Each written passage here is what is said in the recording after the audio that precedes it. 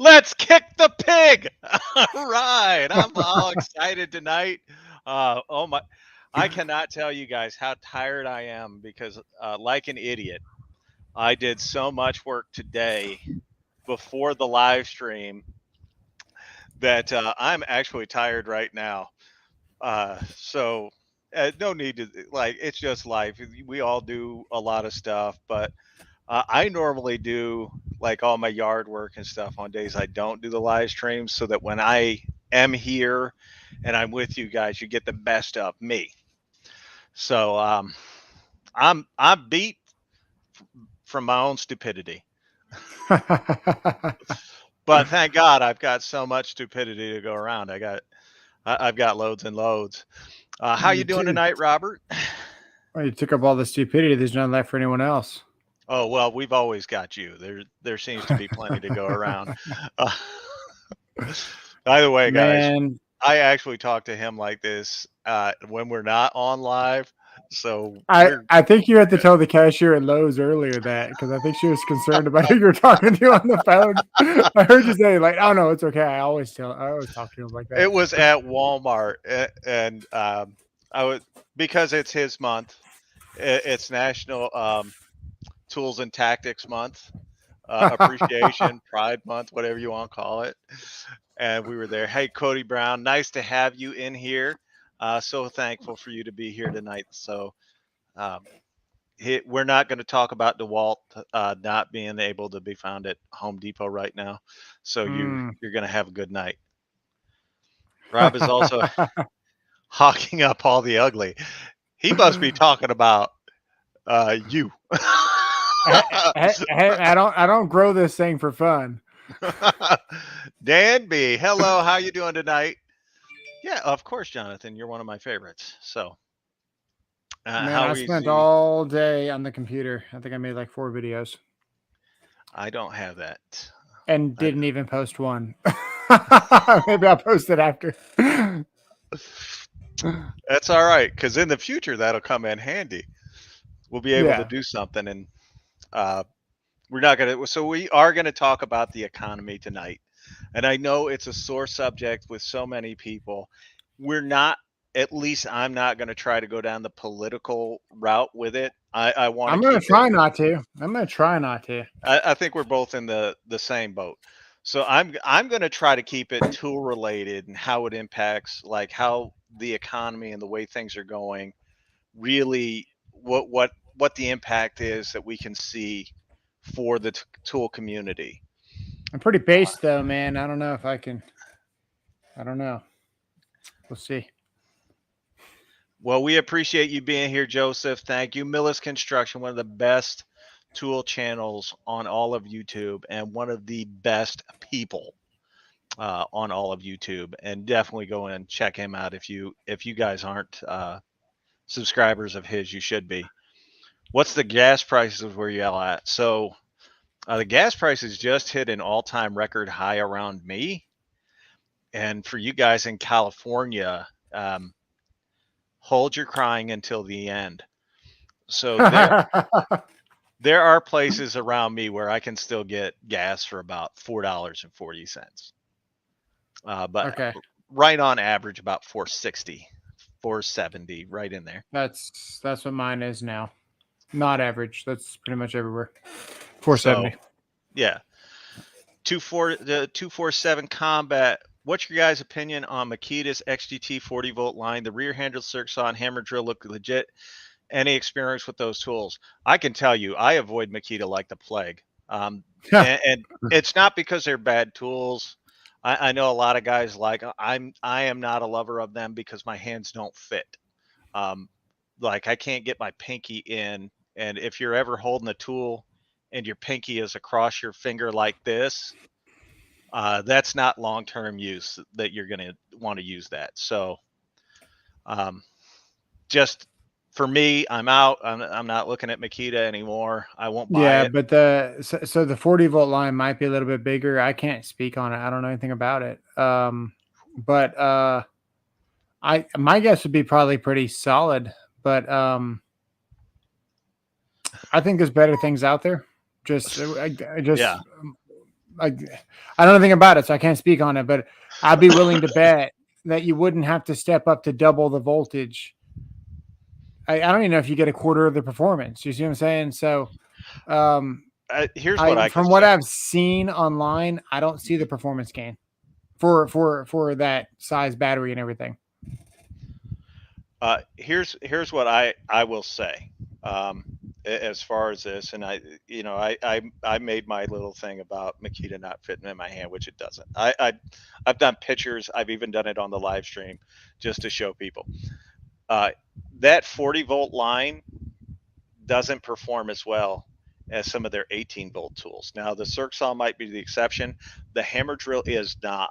There are plenty of videos out there that show that you actually get better performance out of the 18 than the 40. So that's just having never used it. That's what I would rely on, or other people doing the same tests that I would do to see. But for me, if you're using it in the field, weight is the biggest issue for me, Yeah. because I am older and my shoulders have now begun to deteriorate where it's noticeable. And I will tell you this, to me, it's just that weight that you would gain on that doesn't make it worth it. I'm here in Spirit, fellas. I'll let you know ahead of time if I can, Robert.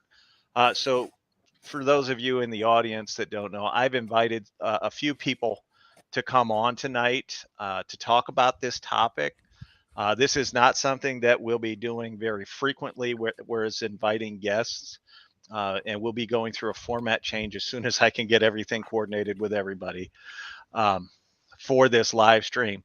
That I think will make it more enjoyable for everyone and keep it to where it's just an hour. You know exactly how much time you're going to be here, and you can kind of plan your day. Whereas an open-ended live stream, like what everybody else does, uh, to me, it's just counterintuitive. You come in because you like the personalities, but we all have lives, we all have families, and asking an hour of somebody is asking a lot.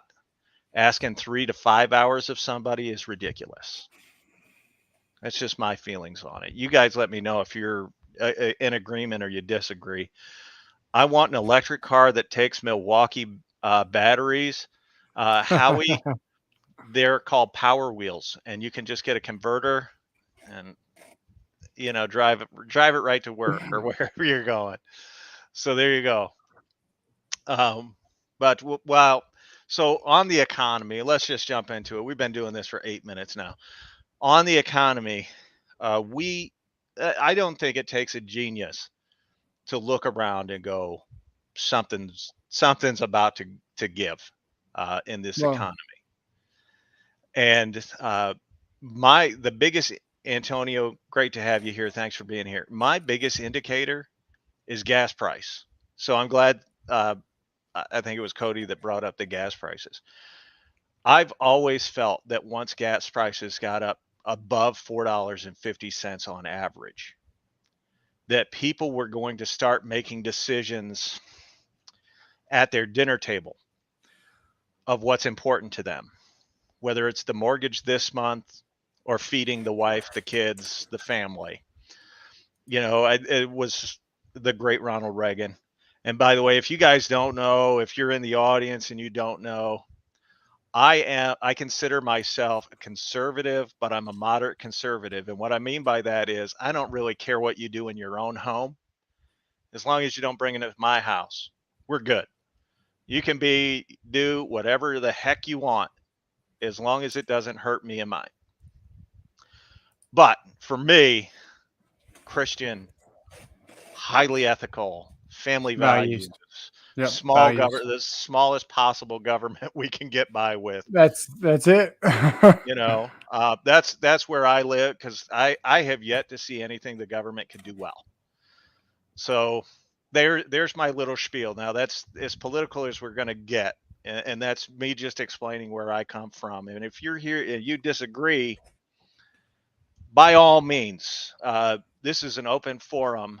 You guys that are watching, that are participating in the chat, you are far more important than I am. You're the reason we're here. You're the reason we do this.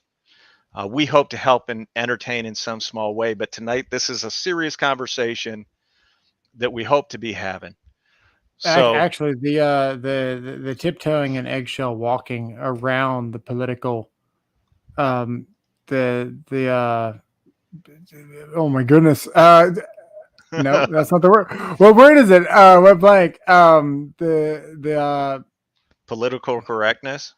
no, well, yeah, but no, just the political, dude. I don't know, man.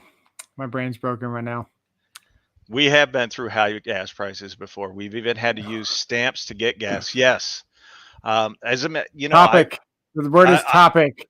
yes, I was in the 19, I lived in the 1970s, and I remember the gas shortages and having to be in line for hours. Literally, we had a station wagon, and my dad would lay down in the back, and then my mom and he would take rotations as to who was moving the car forward so we could get gas. So I remember those days. I'm not looking forward, and hopefully they never come back. If they do, I have 16 acres of land and no job. I don't got anything. You the, know, the I'm the the retired. political topic, like you can't even talk about it. Like that's the whole, that's what's wrong with this. Like so whenever everything was going down, BWs. and people that were going to be in power were getting decided on and stuff, you go in some of the forums and you'd look at the comments, and not coming attacking anybody, you just ask a simple question, or you would ask what's their viewpoint on this, and you're not allowed to even talk about it. They just get angry at Yeah, whatever you're saying, and there's no more discussion. There's no more constructive anything. There's nothing productive of a conversation going on, anything politically right now. yeah, And that's why I welcome both sides. Whatever you got to say, I'm not going to get offended. I could care less. It's your opinion. That's the whole point in yeah, freedom of speech, and that's the only way we're ever going to go anywhere in this country. yeah. I definitely don't run from a discussion as long as it's productive. Yeah, If it's just a circular conversation or name calling, or that's stupid. I got yeah. better things to do with my time than to listen And to a I circular conversation. I treat my comment section the same way, man. Whatever you got to say, I don't delete any comments. I don't censor anything. Nope. Just that's how you Yeah, learn from each other. yep. Howie Z's absolutely. Actually, BW's electronics and Howie Z are both correct. So BW said the one thing government does well is increase spending. They rarely ever decrease. Actually, I don't think they've ever decreased spending in my lifetime. And then we used to be able to talk politics without killing each other. It's so true.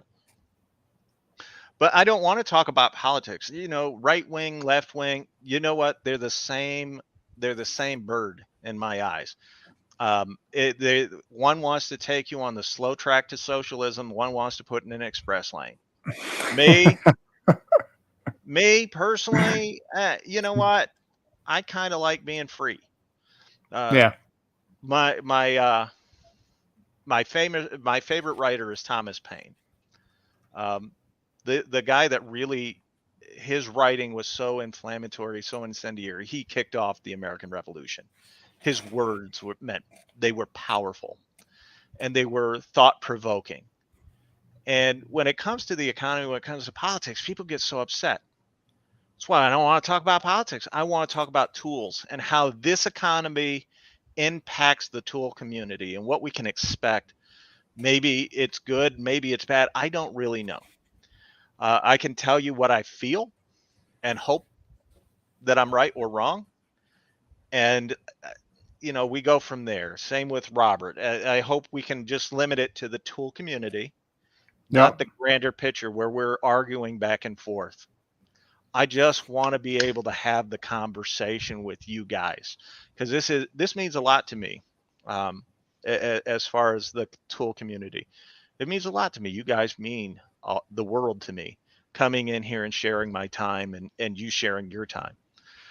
And so when it comes to the tool community and the state of the economy, I got to be honest with you, I'm a little worried.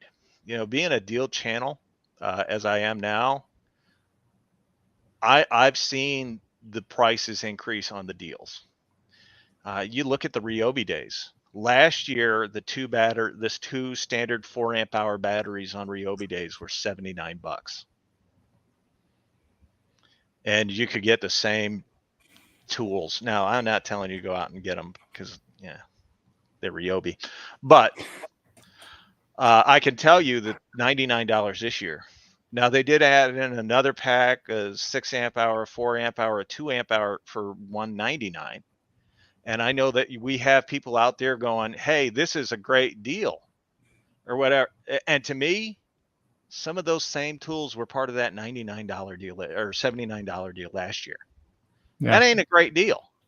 And a 4 amp hour, a 6 amp hour, and a 2 amp hour battery for $200. I'd spend a little more getting to that Milwaukee line, to be honest with you. Yeah, the M18 5.0s are now $150, like regular price. Like how? I mean, it's crazy. Benjamin, I'm glad you got a good deal on the DeWalt with the 4 amp hour compact. I've heard good things about it. DeWalt's probably my second biggest line that I've invested in as far as number of tools, but I use them because I have a tool channel. For me, best value is still rigid, and that's what I get. That's what I got. That's what I use. So we've gotten something nice, but it was at Walmart. Oh, we missed a bunch of sorry, I'm catching up on the conversation with you guys, so I apologize to you. So no double entendres. How he's eating. No, that's by all means a double entendre. Finally got me a power washer, the DPW 2400. I've got the DeWalt power washer, and I've had it for a year. As a matter of fact, I am so stupid. Today I was going to do my 1 year review of it. I washed my car and did all this. Forgot to film it. I was just like, it was part of my. I think I was out there working in the yard for like 9 hours this morning because I Yeah, wanted. but the story you told me, like you were like, I did the stupidest thing ever, and you're like, I did this around my house, and then I did this, and then I did this. I literally mowed 4 acres, and then you chopped some trees down, and then you did this and you did that. I'm thinking, what did you have a stroke? Did you pass out? Did you faint? Did you not hydrate? Did you not? And he's like, oh, I forgot to video myself power washing my car. It's true. That's the dumb thing. I was like, let's compete to see who did the dumbest thing today, and he ended up recording a video without turning the camera on. I just didn't even bring the camera. So I think his level of stupid is worse than mine. Let me know what you guys think. Too Yeah. many extremes. We had to remember we are all the same boat like we used to. 100%, Howie. 100%. I have looked at it this way, and when I was in my teens and in my 20s, first of all, I was never a bleeding heart liberal ever. I was always conservative, both fiscally and socially conservative. But if someone argued with me on politics back in the day, I'm in your face, like let's go, and well informed, by the way, and I would just stand there and no budge. Right now, when people talk to me about politics or whatever, what's it matter? You in a position to do anything about it? No. Is it going to change your life in any significant way? No. What about your children? Well, then that's on you. You got to raise your children. You got to teach them your values and what's important to you and why. When it comes to the tool community and this economy, I've got to. I'm looking at it, and I know the prices are increasing. The deals are getting harder to find. Right? If the economy crashes, or if it takes a significant turn toward a recession or whatever, I've got to look at it and I've got to go, well, here are the good points. Here's what could happen. And I was talking to Robert about this earlier. So the possibility, there's there's other prices increase going on besides gas. It's different than what happened in the 70s. Well, what happened in the 70s is that we literally shot ourselves in the foot by not producing oil in our country and importing oil from oh but we didn't do it on purpose in the 70s. oh okay, all right. Picked up the rigid subcompact driver last week and it quit today, tightening a hose clamp. Well, I got a replacement. Well, that's good.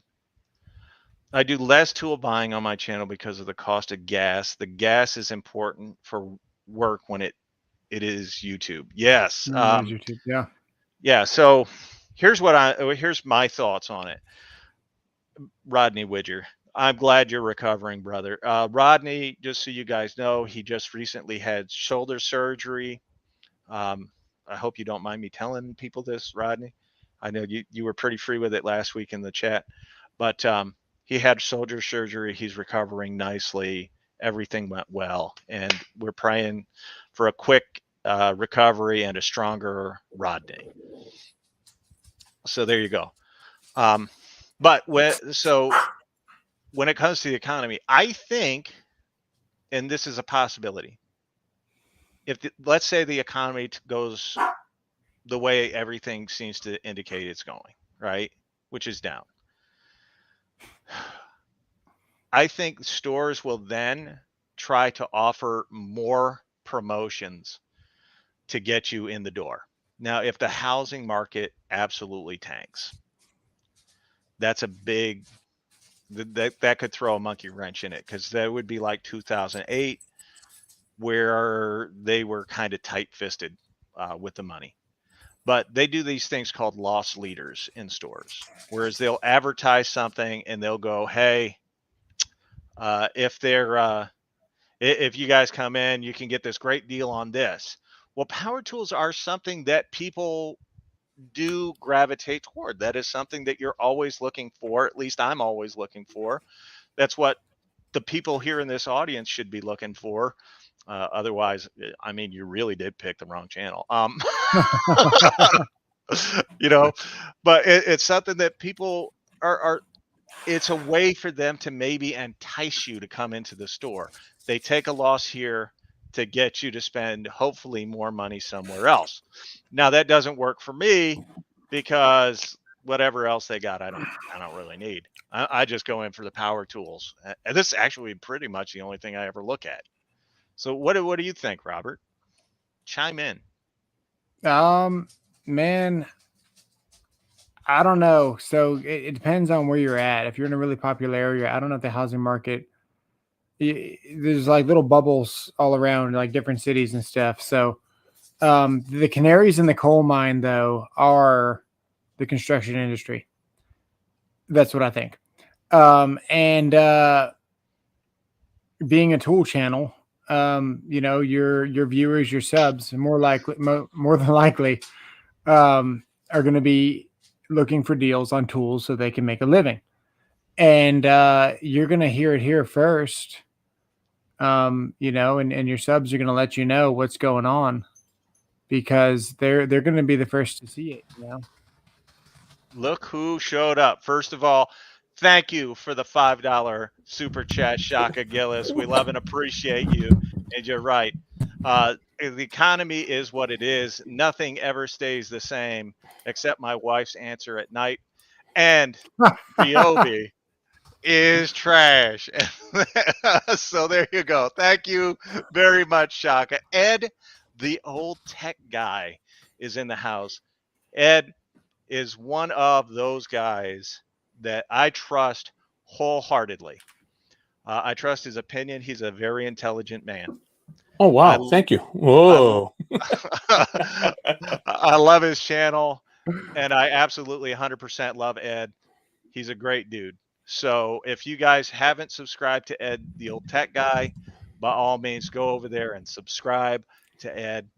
Great dude. Ed, why don't you introduce yourself? Follow that up. Hey, everybody, it's Ed, the old tech guy. And today I'm hanging out with Tools and Souls and Tools and Tactics. My buddies, my friends, my hombres. Listen, guys, if you're not subscribed to all of us here, and Deal Team 6, and what's that bearded guy, suburban beard guy. Yeah. If you're not subscribed to all these guys, you're missing out on the whole plethora of tool community awesome news and deals. I appreciate your kind words, Tools and Souls. You're a real nice guy. I think we've developed a really good friendship, and I think it just keeps going from there. And this is the reason why I came to YouTube, is to make these types of friendships, not to become rich, not to become a big time guy, just to make these good friendships. So thank you for your kind words, and thank you for having me on your show. I'm here. Yes. Awesome. So somebody just brought up a good point. This was kind of the first indication in the tool community. So Dan B brought up a good point. The first indication in the tool community, Antonio, I see you. I'll bring you in a second. This is the first indication that Home Depot ended the hacks. Well, they didn't really end it. They just made it a little trickier to maneuver around the hacks. But that was the first indication that they're going, oh, well, something's up. And people have been saying it for years. Well, if they didn't want us to do it, they would fix it. Well, you got your wish. I mean, if you're a pro, you can still work it. You can still get it done. If you just set up a pro account, you can still do it. But this is one of those things, the hacks, and Home Depot, in essence, saying, look, the ship to different store, or having the different shipping addresses. We've seen this. We know what's going on. Done. That was like the first indication that this is going to impact the tool community at large. Expect others to follow suit. Home Depot being the biggest and the best at what they do, they a lot of times are the trendsetters with this sort of thing. So it's just, yes, you can still do the hacks. It's a little trickier to do it. Like, you have to do either in-store pickup for both items or ship to home and then return them. So yes, you can do it. I am not a hack channel. I don't talk about them. They're not part of my day, my life. So there it is. Antonio is here. He's Ed, the old tech guy. Thank you very much for the Gotta support the $2. channel.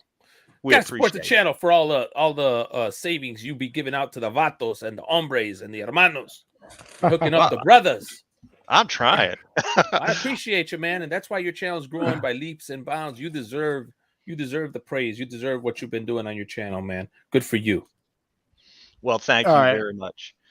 I'll address this comment after you say hi to Antonio. Antonio is in the house. We're getting a very good look at a very clear blue sky. So he'll be joining us here in a second, I'm sure. But there you go. So go ahead and answer Jeff's question, Robert. All right, so the rear handle Makita with the 2 power stacks works really well. But I need to make a video on this. I don't think it's a good idea long term. I made a couple of cuts, and it doesn't smell like it should. It kind of smells like electrical. What's it supposed to smell like? Roses? Yeah, it doesn't smell like roses. It smells angry. Yeah, it shouldn't smell like you're burning the motor out, because Angry Pixie smell. Yeah, Angry Pixie smell. Well, this is so I don't know why either, though, because it's the same voltage. But the battery and the tool, and most of them, talk to one another. Yeah. So it can draw what it needs. But when you're bypassing that, and you're just saying, "Here you go." Yeah. I mean, the tool itself, without that conversation or without that interaction between the battery, you're literally allowing the tool to just say, I can draw more, I can draw more, I can draw more. And that's going to put that extra through that motor. It's going to cause extra heat. It's going to cause issues and whatnot. He's watering his plants right now, folks. Yeah, it works really good on everything else, but that rear handle circular saw, not so much. I'm not a fan of mixing the batteries with. I get that there's that technology and it's kind of cool to do, but I'm not a fan of doing that because these like the Makita product, for instance, has the star technology in it, right? That it's supposed to work with the tools and look, let's be honest. Most of the Makita stuff is a little slower when compared to Milwaukee and even Sorry. whoa, it's all right. Compared to Milwaukee and compared to the DeWalt, it's a bit slower. I get it. And for that reason, some people are like, "Oh, Makita sucks." It doesn't, because sometimes it's not about speed. Sometimes it's not about torque. It's just about the tool working for you, and the battery platform working for you. And not every company makes the best set of tools for the battery platform. Milwaukee has some really good tools in their battery platform. Makita has some different, better tools in their battery platform. DeWalt has some better tools in their battery platform. I'll give you a for instance to say.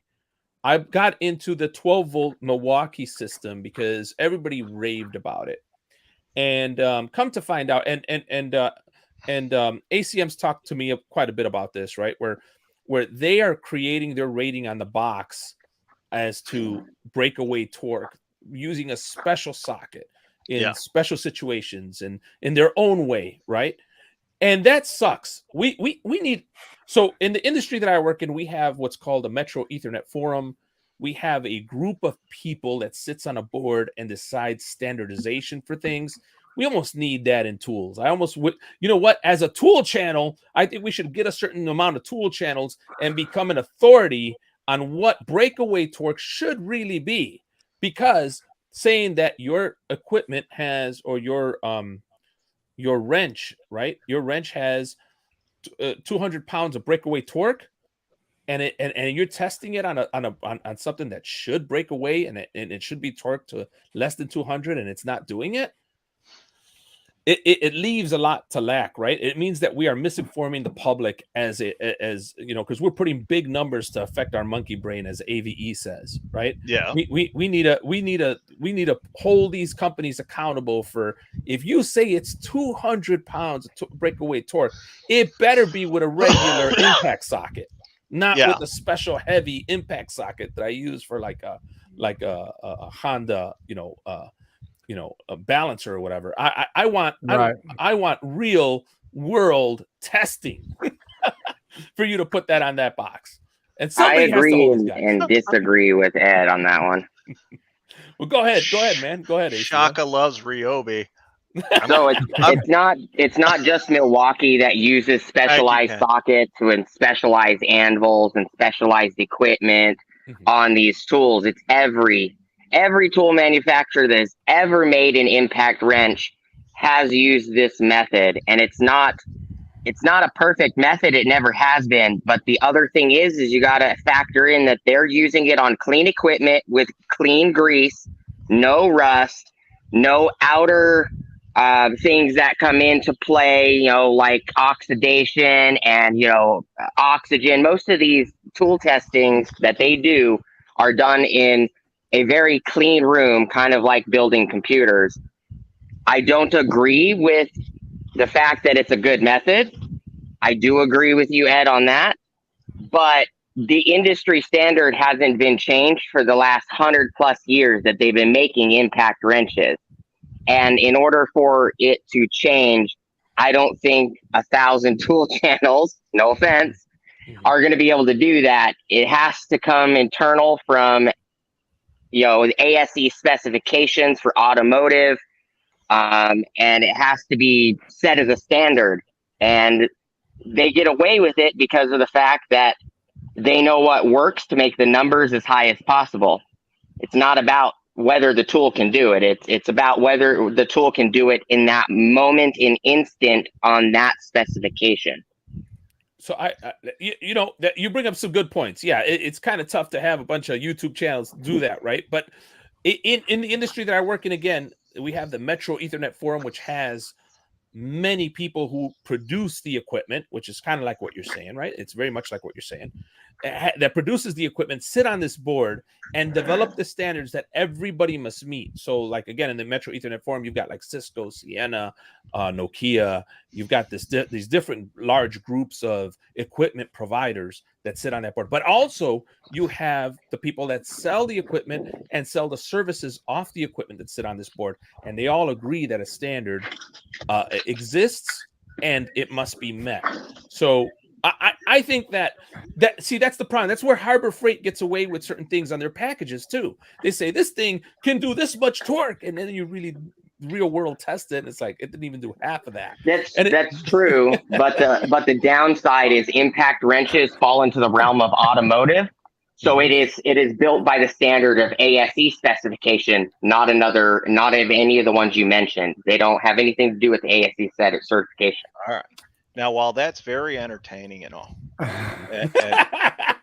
and stuff, the fact is that tonight we're not, the standardized stuff I get. I like the conversation. That's a different night. All right, cool. So tonight we're talking about the economy, the impact of what's going on the tool community and the economy, where it could go, where it might go, where we hope it goes. And I'd like to limit it to just that. Okay, all right. I missed that piece. I'm in. It's all good. I'm in. I think it's gonna hurt I think it's gonna hurt every tool purchase I make from now for 4 years.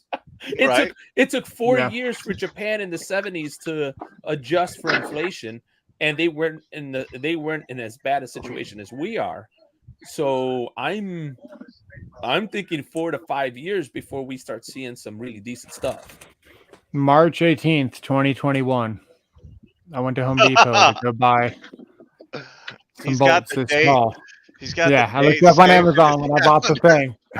I went to Home Depot to go buy some lag bolts. Well, I still got the picture of them on my phone. They were only 1 inch tall, 3/8 head. They're 10 cents in the aisle. When I got to the self-checkout, they rang up for 12 cents. Wow. And I said, hey, man, you need to change these. And I was already aware of, because the Suez Canal hit.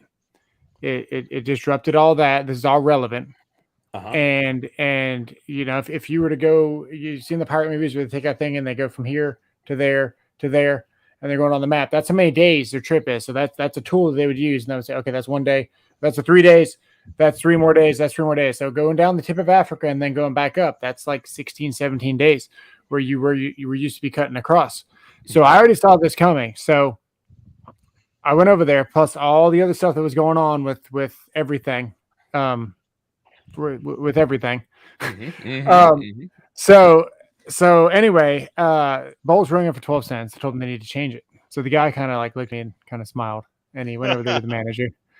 And next thing I know, the two of them are going like this in the corner. They're making fun of me. And I was like, hey, man, that's not 2 cents. Like, that's a certain percentage. And we're not talking about, like, it's not like a piece of plate steel. Like, this is like a 1/2 ounce bolt. You know what I mean? Like, do you understand what this is going to do? Like, this is insane. You're raising the price 2 cents on a bolt. Bro, I'm begging on the corner. Every cent matters. No, I'm just trying to, like, spread the awareness of the inflation that's happening before their eyes, and they can't even see it because they're just like making fun of it. They're like, no. You don't understand what's about to happen. This is going down, and it was that reason I was there, because I bought a jointer. I bought a spindle sander. I had bought a drill press. I bought all the things that I wanted that I knew were going to disappear or be hard to find, because I was looking ahead. Smart, and so this started, that's the date that all this started, was around March of 2021, 2021. That's when all this started happening, and no one even noticed it was happening. And it's getting worse, and we're not even we might be at the tip of the iceberg now. Maybe to follow your conversation. I don't need. No, we're not at the tip of the iceberg in my humble opinion. But I will say this: to follow what you were doing, I have invested heavily in Snap-on this last year. Yeah, up to this point, the resale value. I'm getting deals. Like, I just got a digital torque wrench a 3/8 digital torque wrench that goes for $700. I got it for $200 because it was used and it had only been used twice. It only been used twice, open package. And I've been buying from the Snap-on truck for a bit. And the guy's like, hey, bro, I couldn't get this tool for you. You paid me. You waited patiently for 2 months for this tool because they can't get tools. They're hurting for tools. So I'm like, dude, what else you got on the truck? He's like, I don't know. What are you looking for? And then he tells me about this torque wrench that he had to repossess from somebody. I said, mine. Stop talking, mine. And boom, I got it for $200. You had me a torque wrench.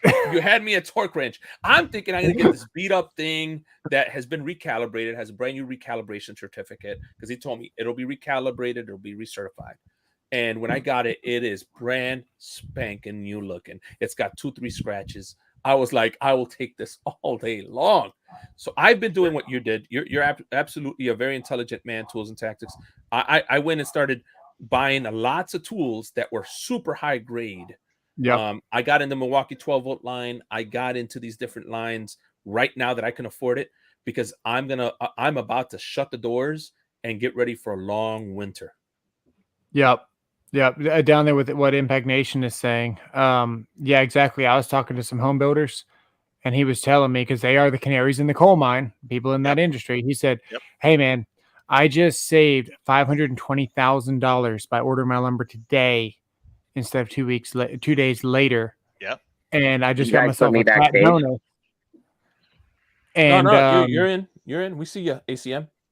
And he was he was telling me, you building 40 homes, it adds up really quickly, just like what Impact Nation said. But that was last year around this time that he told me that.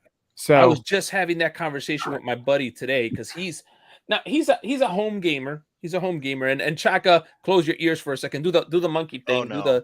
Do the thing. No. Because he wants to get. He's getting into Ryobi 1, right? Oh no, man. And I told him don't do it, but he is dying to get into it. He loves the idea. And I said, well, if you're gonna do it, now's the time. Like right now, go borrow money from your credit card. Money is cheap right now. Right? Yes. Go get it. Get your stuff.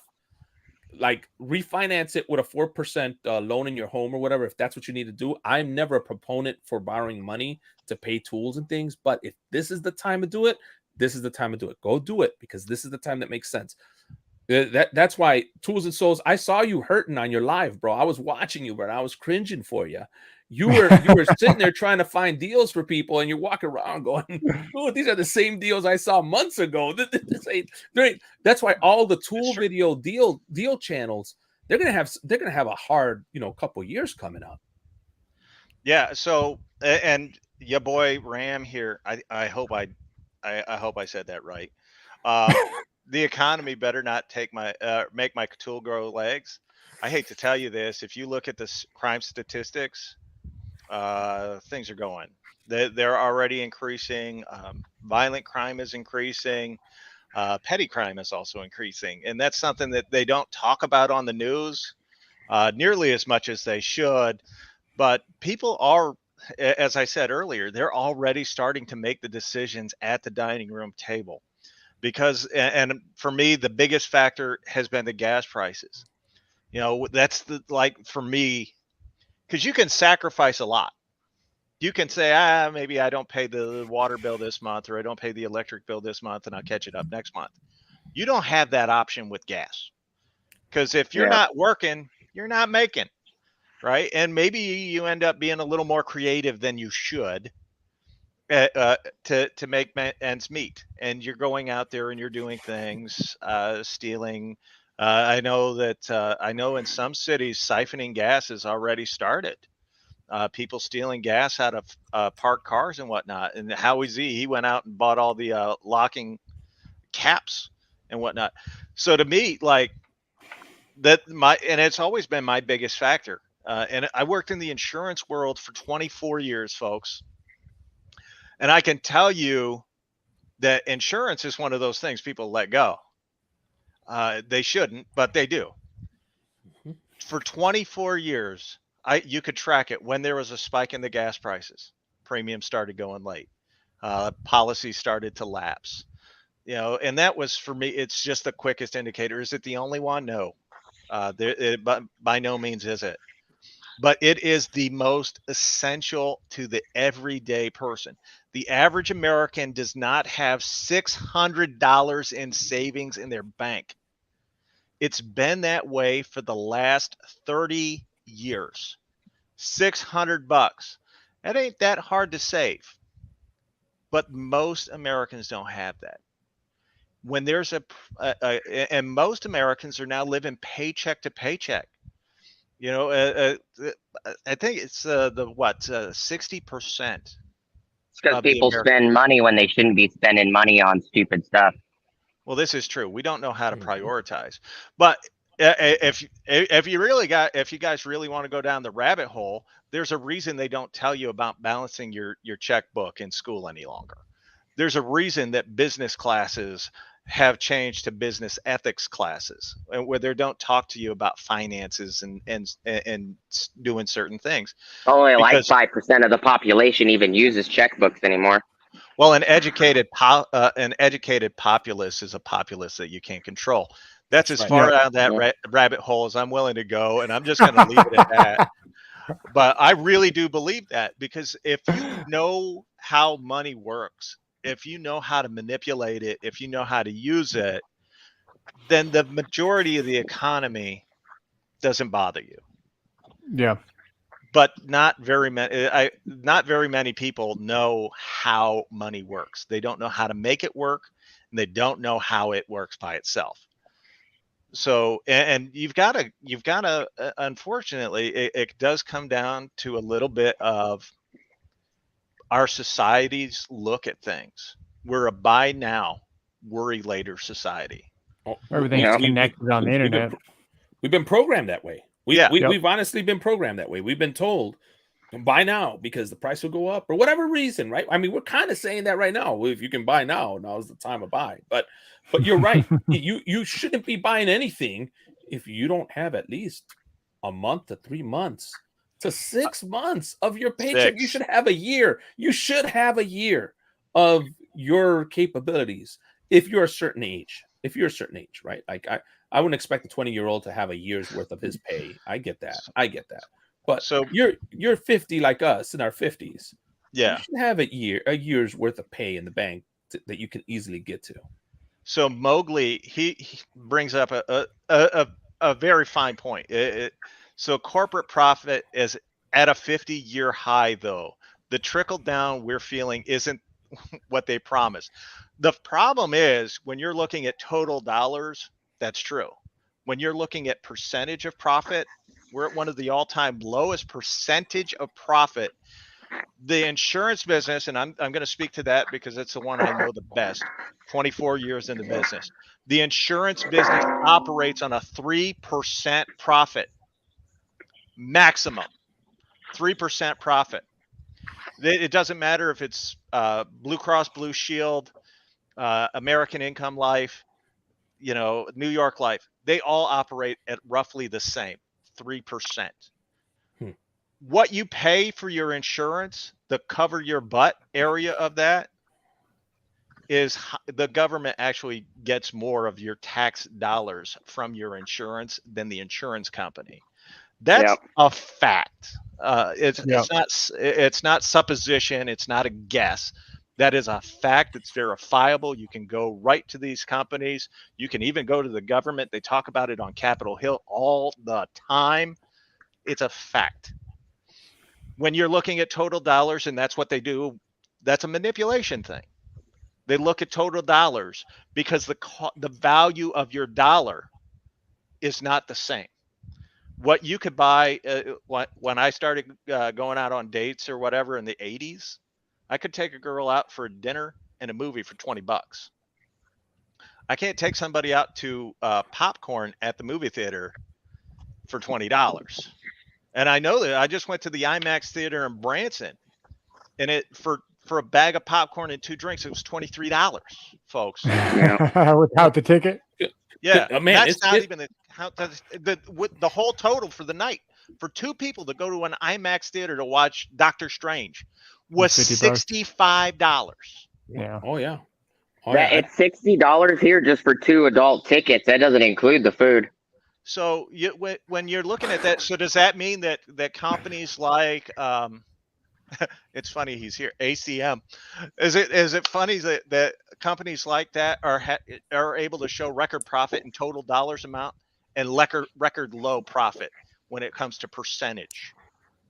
That's something that we have to talk about, that because that does directly impact the tool world.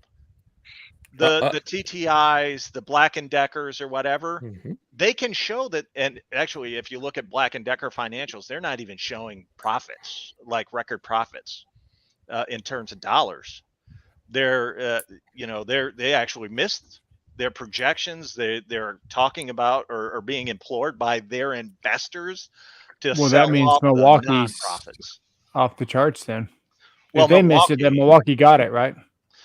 Milwaukee did get their TTI did get theirs. Well, yeah. Well, what I wanted to say is that they just talked about raising, and they raised the interest rates 0.75%, and they said that it made no effect to inflation. It did zero. So they're about to raise it up to 1%, 1 full percent, to see if it'll fix anything. What does that mean in the tool industry? To your point, Robert, you're mentioning these companies, by their stockholders, they must report profits, and if they don't report profits, what happens next? Layoffs and sell-offs, because you have to have a certain amount of 2 quarters missed. That is the life of a company. Recession. The minute you lose 2 quarters in a company, you're pretty much gonna start selling off and layoffs. You better make your numbers, right? So a lot of us. Go ahead, bro. Well, I didn't mean to interrupt you. I apologize. No, you're good. For that. You're good. No, you're good. The thing is, people don't think of business in this term. It's like a business. You get maybe an image of a guy in a suit or whatever, and he's carrying a briefcase or whatever. What we don't think about business, and I ran one for years, one of the most successful brokerage firms in the world. I ran that. You have a moral responsibility as a business owner to return a profit to your investors and to the people that work for you. Because if you don't, they are literally minutes away from going homeless, well, maybe not homeless, but going without, because you failed them as a leader. And a business is a living, breathing entity. It is a moral entity. You can act immorally, but the business itself still has to be moral in returning a profit to investors. That's why they invest. If you can't deliver a profit, if you can't give them their money back that they loaned you, because that's what an investment is, it's a loan. If they can't give you that money back, then you're literally saying, take my money and I don't want it. In business, that's known as a fiduciary responsibility, and that is what a lot of us, we unknowingly swear to when we get to some of these larger corporations. We agree that we are going to turn a profit no matter what, and what that means for tools, and bringing it back to what TTI has to do. They have to show those profits for each one of those companies that they have under them.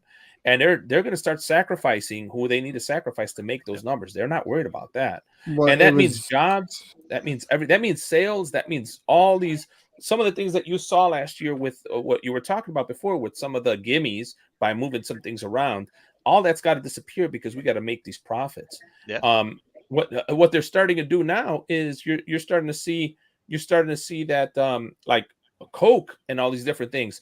They're putting just a little less Coke in there. They're putting a little less Doritos and more air in the bag. They're doing all these things because they have to meet that fiduciary. It's called shrinkflation. Shrinkflation. Yeah. But with this 1% that inflation is about to go up, you better bet that the tool deals are really going to slow down. They're really going to be. You're going to have to start thinking about the tool deals in a different way. So, was Harbor Freight perhaps ahead of the game or ahead of the turn with taking away their coupons and doing some of the things that they did, because they've raised prices consistently? No, they're circling. They had to. Well, Harbor Freight is in a different position because they're a debt allocation business. So the owner of Harbor Freight takes basically he goes out and he gets loan, and I don't know where Antonio left or he took himself off. I didn't do that. Just so you guys know. But what Twice now. Harbor Freight the no, I took him off the first time because he was watering his plants. Um, but so what Harbor Freight does is that the owner of the company gets loans to do investments in the business. He takes a portion of that loan and gives it to himself as a form of payment, right? Okay. Um, not the business model I've ever adhered to, but that's what he does. He's made billions and billions of dollars doing this. I mean, he's a multi-billionaire. So if Harbor Freight goes out of business tomorrow because it can't pay its debt, he's out nothing. His reputation doesn't really tank or anything because, well, first of all, he'll never have to work a day in his life after this. But the second thing that he has done is that the way he's positioned the debt, it doesn't come back to him because it's not personal debt. It's just on the business. You know, and a lot of businesses do that. Some businesses actually finance their business through insurance, which is something we TC Kid Solo in the house. Thank you, Thomas. That's something that we have never talked about. It's never been mentioned or whatever as far as schooling or whatever. They don't talk about it.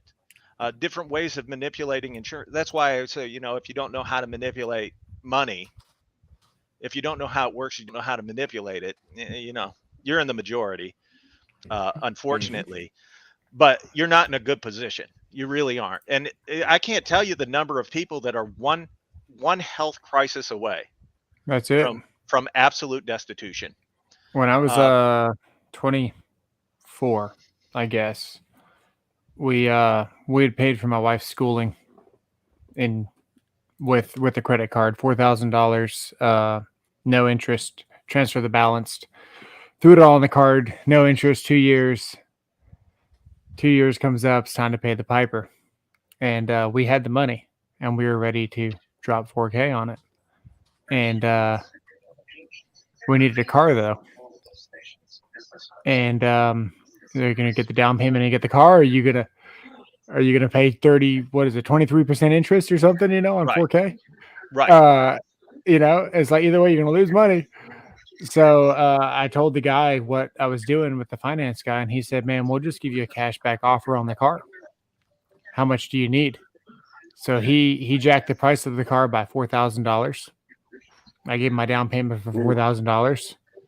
He gave me the cash for $4,000.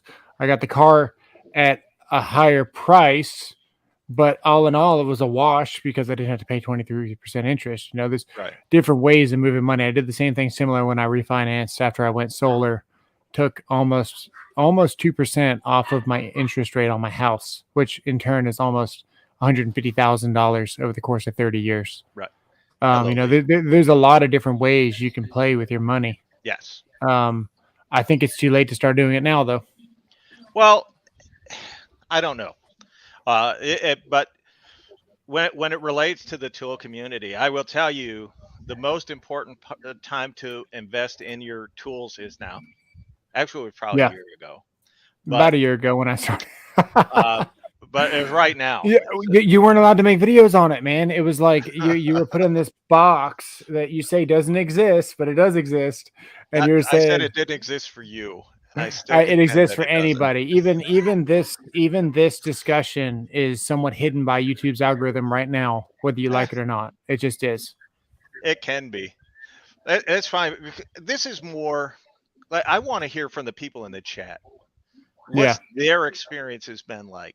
Have they seen a significant decrease in being able to find deals? I can tell you I did. I do. I'm traveling now where I used to travel about 45 minutes to an hour away from my house to do a video to look for deals for you guys. I'm traveling 2 and 3 hours now to find deals for you all. And that's just one way. That's just one way. But it's like I'm fortunate in some ways. I'm unfortunate in other ways that I had the time that I can do that and I can invest in. And it's something I do love to do. But for those of you that you can't go out there and travel 2 to 3 hours to find a deal, or you're struggling a little bit and you're making those decisions at your dinner table. I want to help. That's why I do these things. We're all here to talk about this. We're all of a similar mind, a similar opinion. Thank you, Ed, for dropping those. I appreciate you, buddy. We're all of a similar mind as to what it'll take.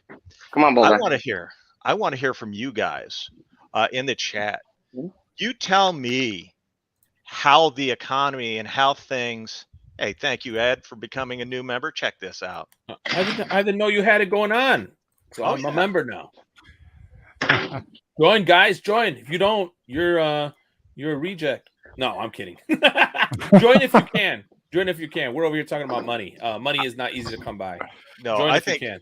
I think Ed is crying, or Joseph is crying over here. He's like, I'm not. I'm laughing. So there you go. I'm there. Inflation is a huge damper. Yes, it is. Thank you, Tom.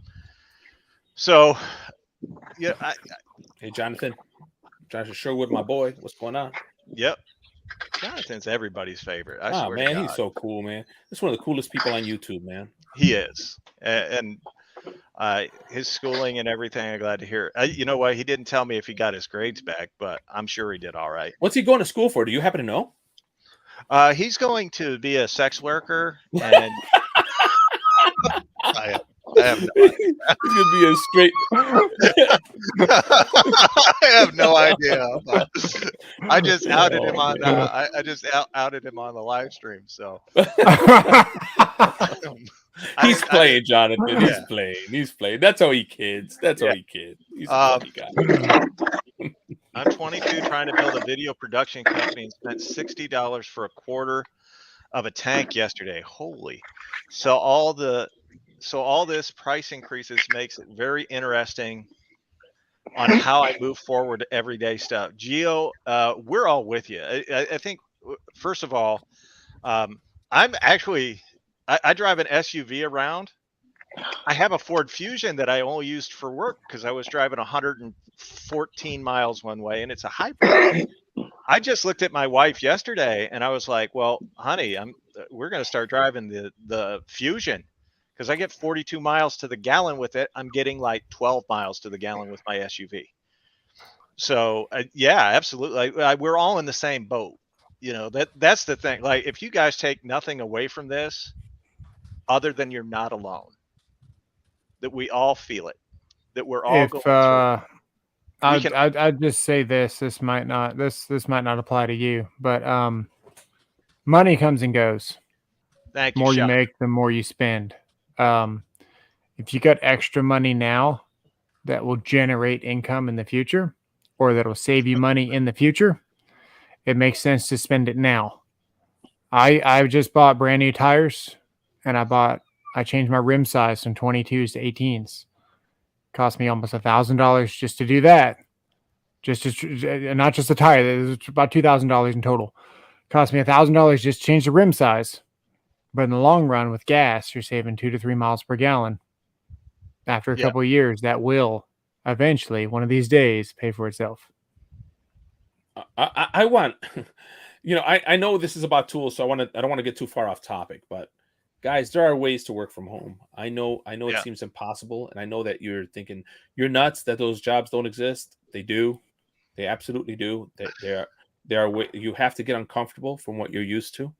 But they exist, and you'll be able to do it. And I have been, thank you to God, and His glory. He has allowed me to work from home for 15 years, and that has saved me an incredible amount of money. But it is doable. It is doable. Yeah. Well, Antonio here is a business owner right now. You own what? Mobile service trucks and some computer stuff, yeah? I own 3 mobile service trucks, and I own 7 mechanic shops and 2 computer shops. Okay. Nice. How have you seen the change in the economy affect your businesses and your buying decisions when it comes to your business? It's hard to get supplies. That's the biggest one for me is supplies. And for the computer shops by themselves, it's hard to get components. I've had a hard time getting components to fix customers' computers. I have one gentleman that I've had his computer for almost a year because I can't get a couple diodes and a capacitor. Lee, yes, he did. Yes, he did. He starts it off that way. So here is Scott M. It's called fascism. Big company puts small out, not letting back in. That's not true. That's not what fascism is. Fascism is a government controlling a business and limiting the amount of profits that's available to it. That's what fascism is. Socialism is government controls the business. So there's a very fine distinction. But no, fascism. So what you're describing, big company puts small out, not letting back in. That's called the business. That's just dog eat dog. Yeah. That's free market right there. What you're describing, and you know who decides that? It's not the business. It's the people. The people decide where they're better spending their money. If you want to support a mom and pop and a small business, you have the freedom to do that. It's your dollar. No one's telling you can't. The vast majority of the people, though, when it comes to that small mom and pop versus their dinner table, mom and pop are out. That's just the fact of the matter. And I'm not trying to pick on you or anything. I'm just mom and pop is also 3 to 4 times more expensive than everybody else the majority of the time. Yeah. That's right. He is working that hustle. Settling for way less, repopulating my wood shop with machines that I would have upgraded everything in 2006. Mowgli, yes. You see a lot of that going around. People, Dr. Left Hand Thread, he's a Scot. He's got a different kind of channel. It's an acquired taste, and I appreciate it. But he TC Kid Solo, he and Dr. Left Hand Thread, they kind of do the same thing. They get old tools and they repair them, and they show people that these will still work, and it saves you several dollars. If you're a Milwaukee guy, maybe several $100 over time.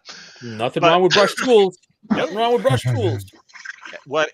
My favorite tool is the one in my hand that gets the job done when I need it done. That's my favorite tool. I've said it countless times. And I've always been a value-based channel. Not just a deal channel, but a value-based channel. And you go back to my earlier videos and the comparisons or whatever, and I say rigid because rigid is the best value. That's where power, performance, and price meet. I can get professional quality, professional strength out of a rigid tool, and I can save myself $100. To me, that could be huge. To you, that could be huge. Don't get caught up in the name or in the brand as much as you get caught up in your own wallet and your own family. That's in your own head. Yeah, you don't have to keep up with the Joneses. You have to keep up with yourself. You have to buy what you need. And need, not want, need. The big distinctions there. A need, you have to have it. It's something that is essential. It's like water, food, clothing. Need. A want is they got a new grease gun out in the M12 or M18. Who cares? Just an example. They both have one. Yeah, they got a new one. I got to go out and get it. Well, but your daughter needs teeth. Her braces. She needs teeth.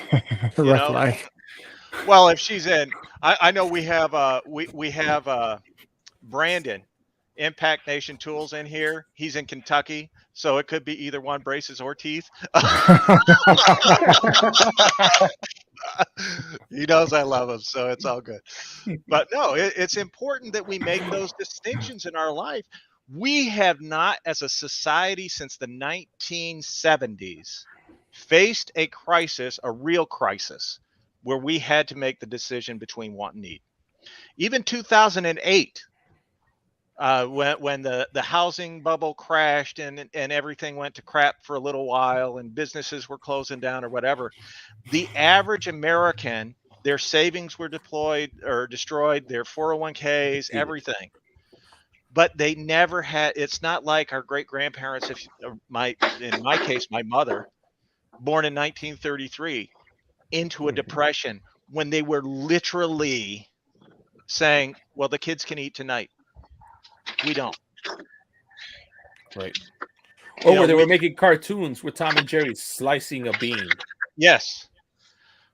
We haven't had to do the ration books. We haven't had to turn our shoes in for the rubber to supply.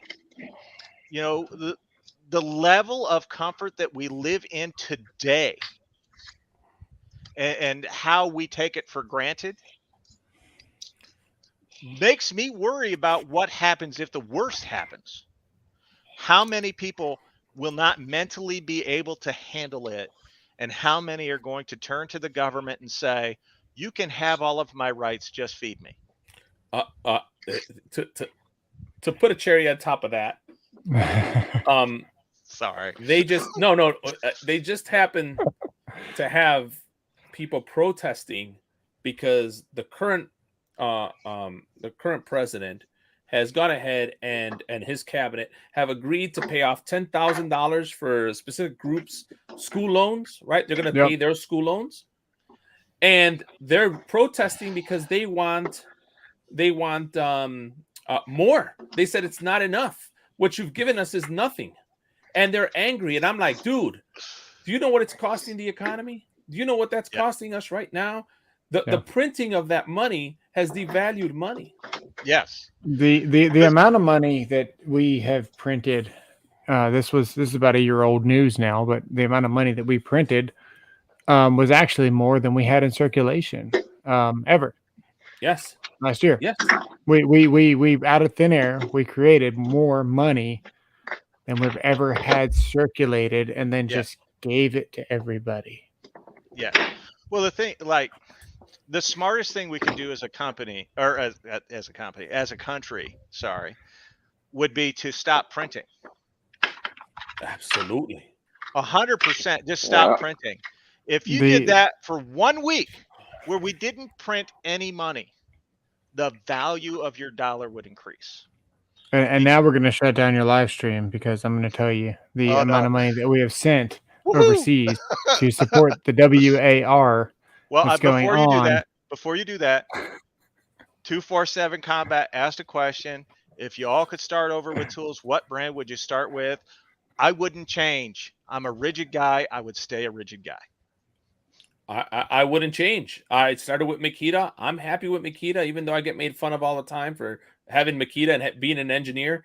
I love the fact that Makita handles everything I need. It's not. You're not alone, Ed. You're not alone. It's not the fastest. Oh God. It's not the torquiest. But you know what? It has done the job for me.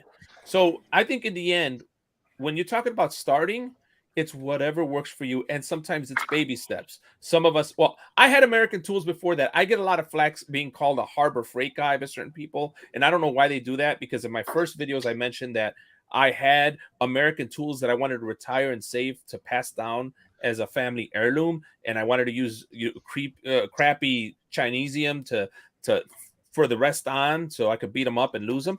But anyways, I've been using that while I grow my USA Tools and keep them nice and shiny and pretty. I would not change a thing. I think I've been doing good. Yeah. Well, Makita needs to do more sales.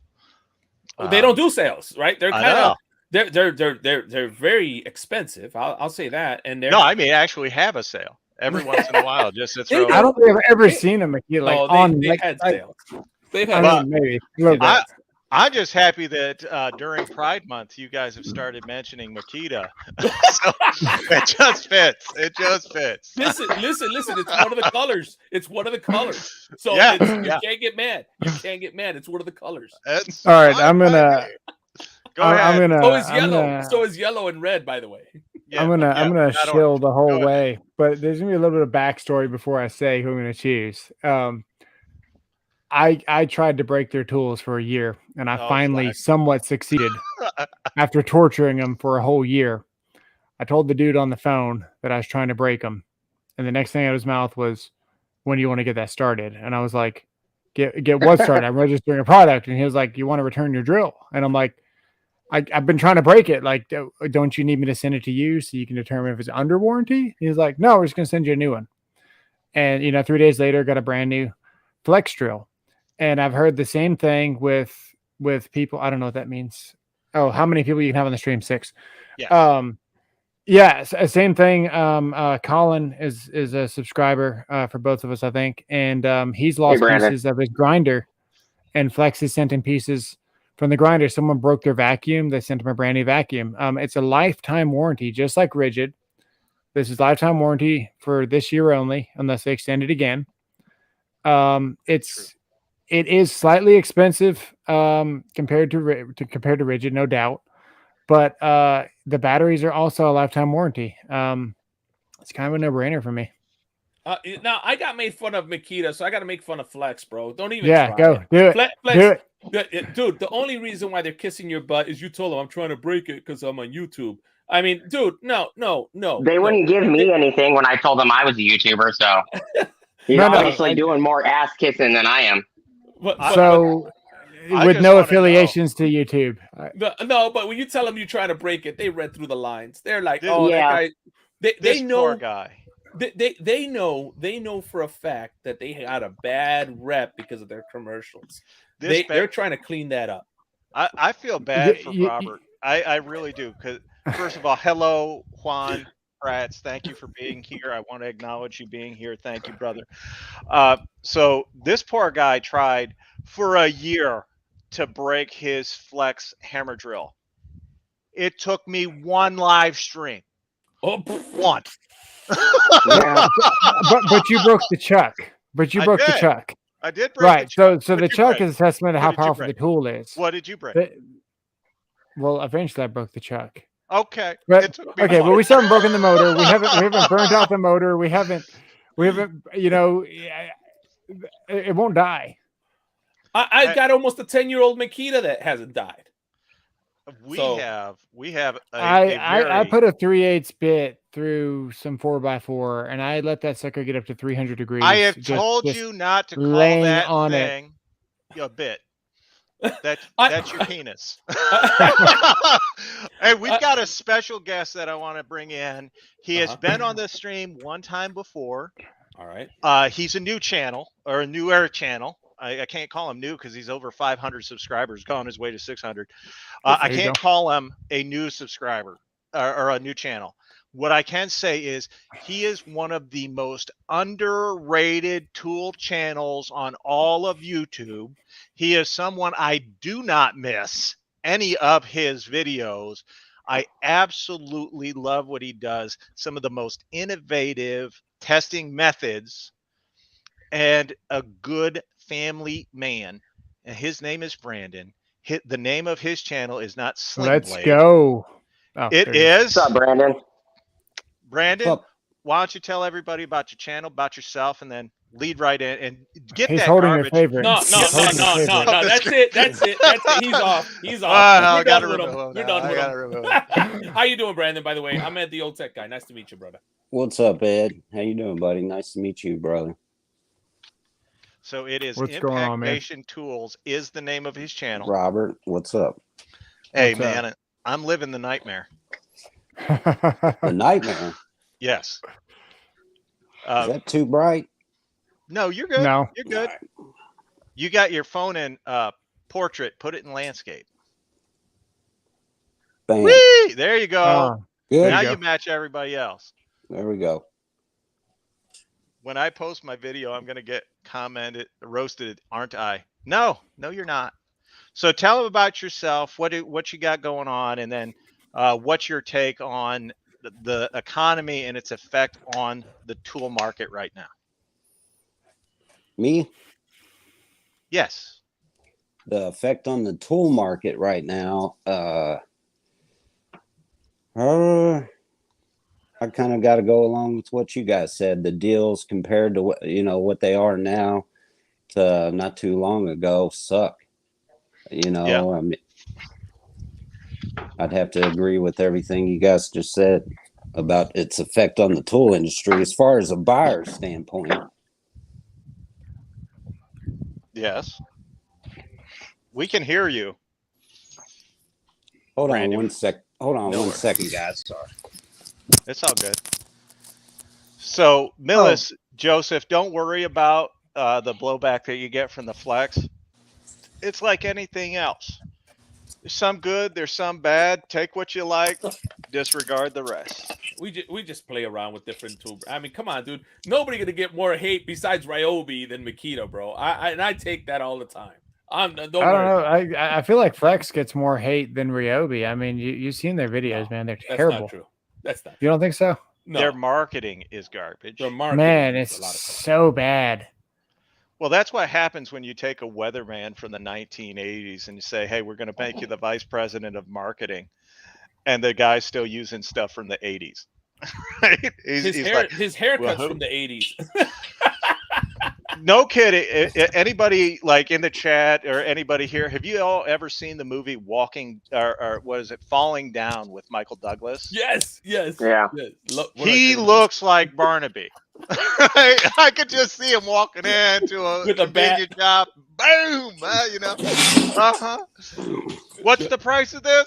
Oh no, this is 1965. It's 35 cents now, isn't it? Yeah. That's right.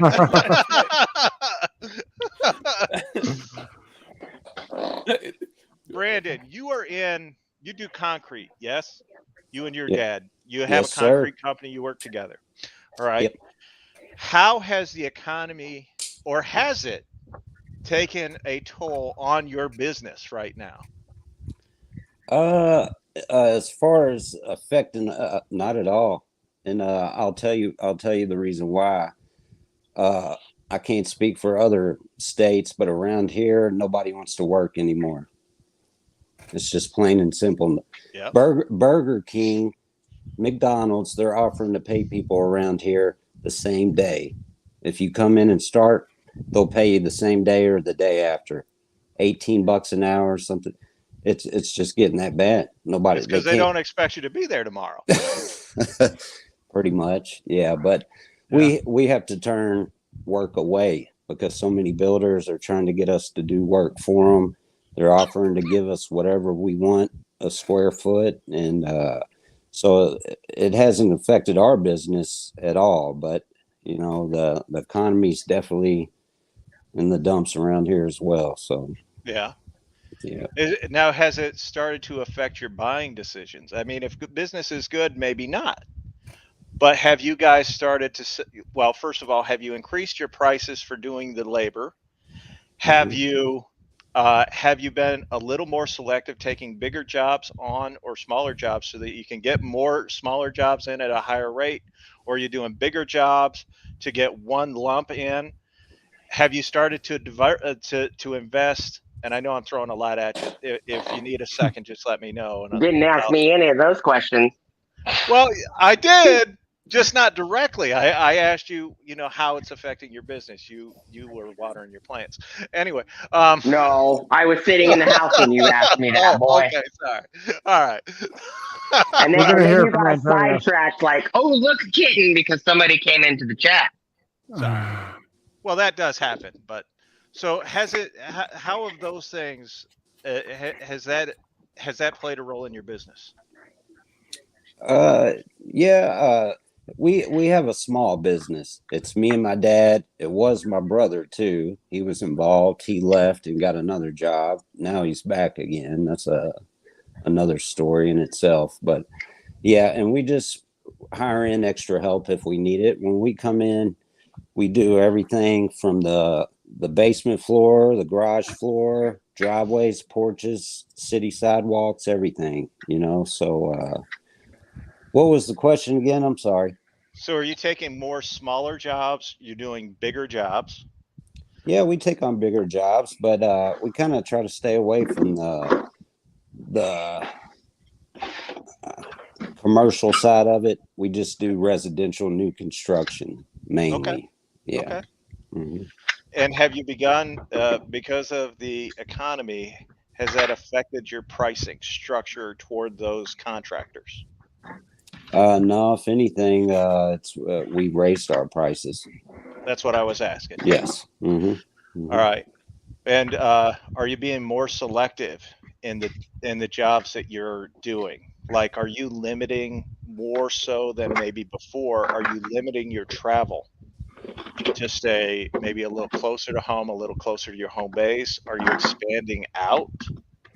I'm just trying to get an understanding of your business.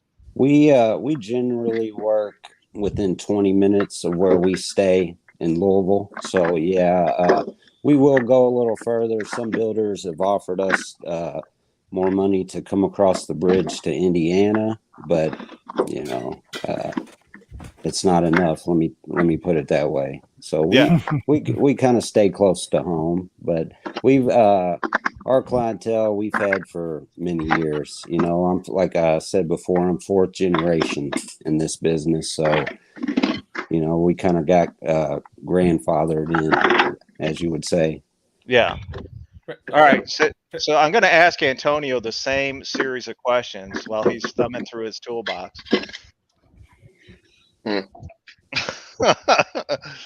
Are you there? Yeah, I hear you. All right. So the same set of questions to you. Can you repeat the question? I mean, that was a long-winded conversation. What's up, Antonio? So how has the economy affected your business?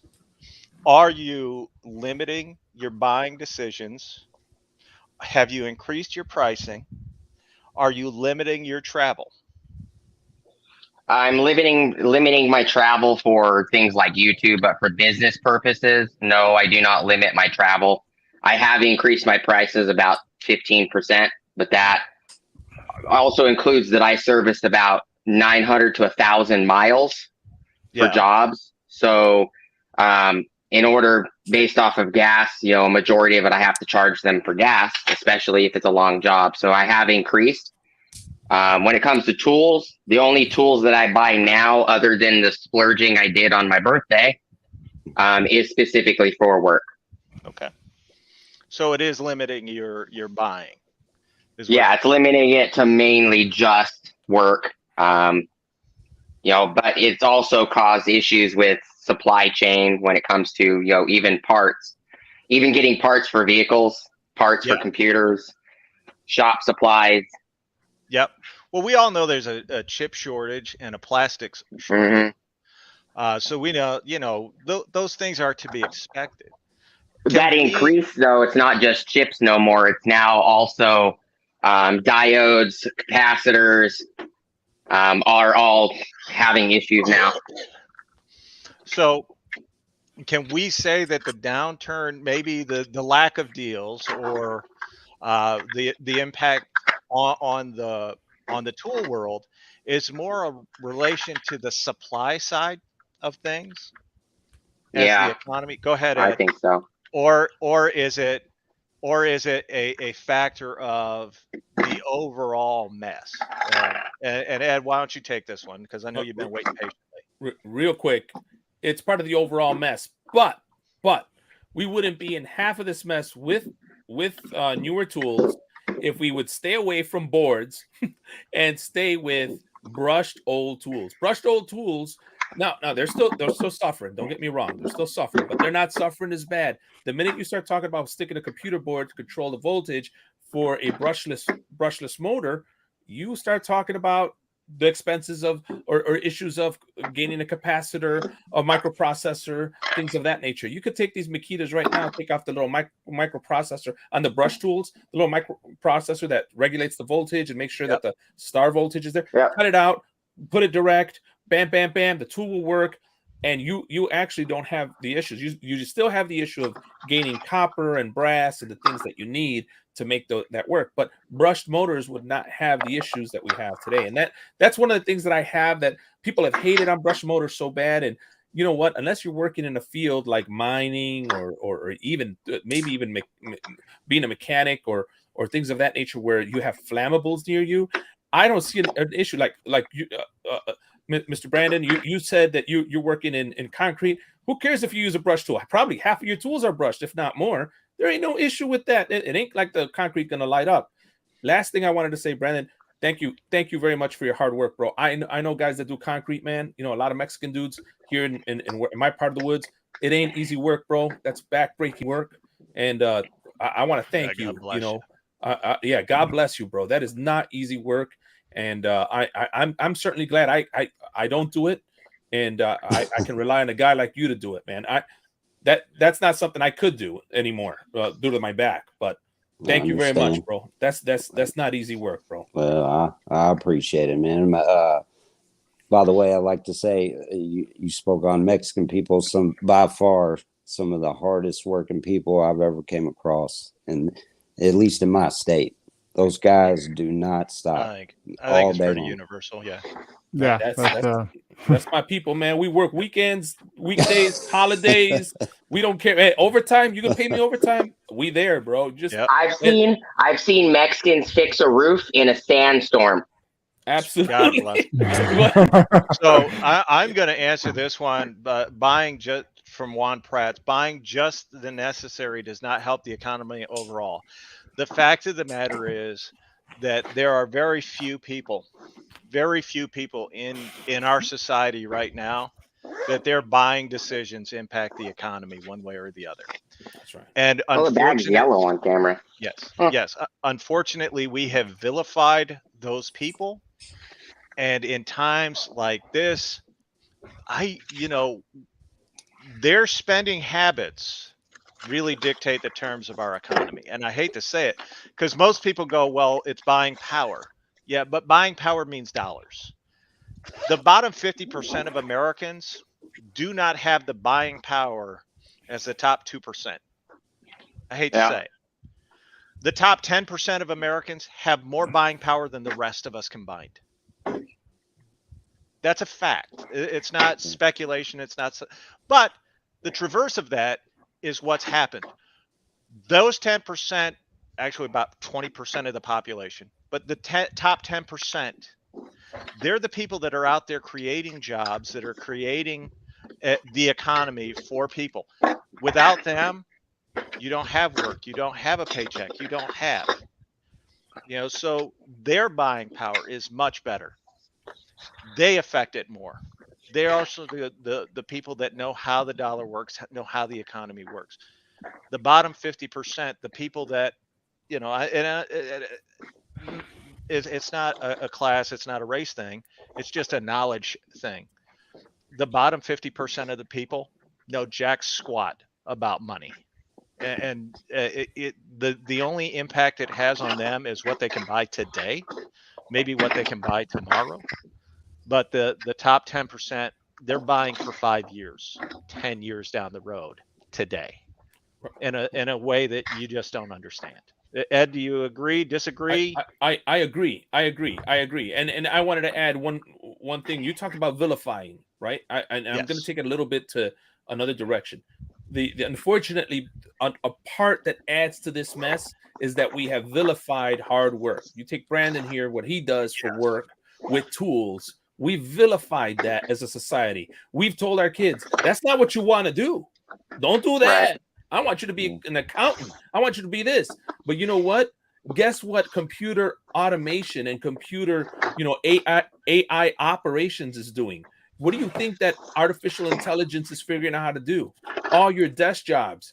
Guess what they're going to need you to do? There you go. They're going to need you to lay concrete. So I told my daughters, well, they may go get their master's. I said, minor in plumbing, minor as a mechanic, minor as, something a computer can. And I work in the in the network industry. So I design, I work in designing networks for large corporations and doing some cool stuff like that. I'm seeing how artificial intelligence is poised to take away people's jobs right now. There's going to be a slew of people out of work. As a matter of fact, McDonald's, they can't hire people. You know what they did at the opening at the store? The kiosk. The kiosk. You pick your burger and everything. Some guy cook it. You've reduced that staff to less than half. You pick it, and it tells you you're welcome. You get a pretty lady that comes up. Thank you for we have the kiosks now too. I see it. So so to go on that thread, right? Brandon, you are in the trades. Antonio, you're in the trades. Robert, you're in the trades, and Ed also in the. I'm the only retired guy. Funny enough. You said retarded, bro. I should be retired. Yeah. So here's my question, y'all, and this is something we have talked about openly on this live stream before, and I have said it. I want kids to go into the trades. I want them to learn how to use their head and their hands, so that later on in life they can just use their head and teach other people how to use their hands. So, with that being said, I gotta start off with Robert, because Robert's been sitting there for a while, quiet. Right? I'm good, man. I'm good. I know. Yeah. So, Robert, the way the economy is now, and it doesn't really look like there's a quick turnaround that's going to happen here. All right. How much damage have we done as a people? And I see what you sent me, and I'll put it on the live stream, or I'll put it on after this. But how much damage have we done to children by not making it seem like going into the trades is a viable alternative to higher education schooling in this particular case?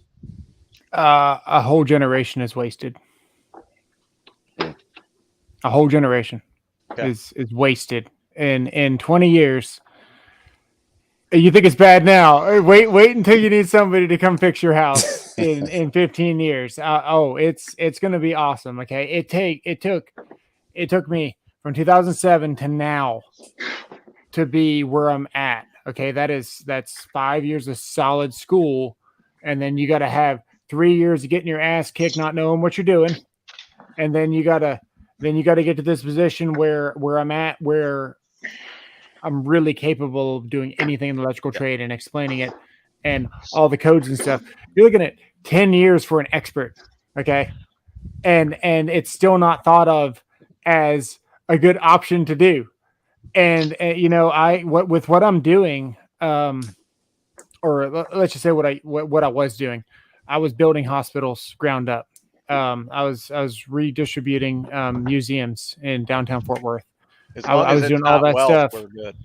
I was making $22.50 when I was doing it, running the show, and I didn't realize what I was worth. And then next thing you know, someone gets their journeyman's, and they're like, "Hey, we're gonna pay you $26 an hour," and I'm like, "Wait a second," So companies are doing themselves because they're not taking care of their guys. They're not making sure that all the knowledge that they've instilled in one individual that's going to carry the torch to the upcoming people in the company. Because you're essentially, as an electrician, if you're not training somebody, get out of the way and let someone else do it. Yep. You should not be in construction as an electrician if you're not willing to train somebody. First off, you have to educate as you go. I don't care if you're just a hand helping. You have to educate people coming in. In that vein, we have a young man, Brandon, here who has a very young son, who, by the way, his son is the star of his channel. I hate to tell him this. It ain't him and it ain't the tools, it's his son. Right? Brandon, knowing what you know now, having lived your life, no one else has lived your life, right? Would you direct your son toward a college education or toward the trades? That's, I was thinking about that the other day. I think I left a comment on a video about that, like what Ed was saying earlier. It's a tough question for me because I would hate to see my son. It's from a father's standpoint, I would hate to see my son out there doing the stuff that I Yeah. do, because I know how hard it is for me, and seeing what it did to my dad. I mean, my Yeah. dad's barely over 60 and busted up and beaten, broken down. But he My dad loves did it. the same thing. He can't walk no more, and he's in his 70s. I Well, hear the you, thing buddy. is, like, for me personally, I think there's a combination of both. I would start a kid out in the trades. I would, Hmm. because I want them to learn how hard it is to work with your back. Yep. And then, because that's a maturity thing. Like, nothing, the two greatest things that'll mature you the quickest are hard labor and the military. The military, not so much anymore, because they can't swear at you and run you into the dirt. Yeah. But You can also call. Apparently, sorry. Apparently, you can call timeout now. So if the drill sergeant is getting in your face, apparently Yeah. you can say, "Hey, timeout! You're being too rough on me." Yeah. That's Sorry, maybe ridiculous. that's not funny. I don't know, but I So find that bad. so When for I went me, into the military, we had trainers that screamed at us. yeah. And BW's here, and I want to acknowledge this comment. I contribute to a program to provide tools for school trade programs. Love it. Thank you. Everybody needs to learn basic DIY skills. 100% agree. We have to know how to fix things, or we can't survive as a society. Well, the thing is, we've created a disposable society. The Yep. worst thing that we did to our children was to teach them that they're disposable too. And I hate to say it that way because it sounds so, and it's hard to stay away from the politics of it. But we have not taught our children their value. So when they go out into society, it's that instant, right? Because the way they look at themselves is as a temporary structure, not Yep. a long lasting representative of themselves and their family. Like, I've tried to teach my son the difference, right? The way my mother taught me, the way her mother taught her. Every time, like, one of the things that we used to say, every time you leave the house, you're a representative of your family and you should handle yourself accordingly, with that chutzpah, that belief that you are the best version of your family in public that you can be. In private, you can be the biggest dickhead in the world.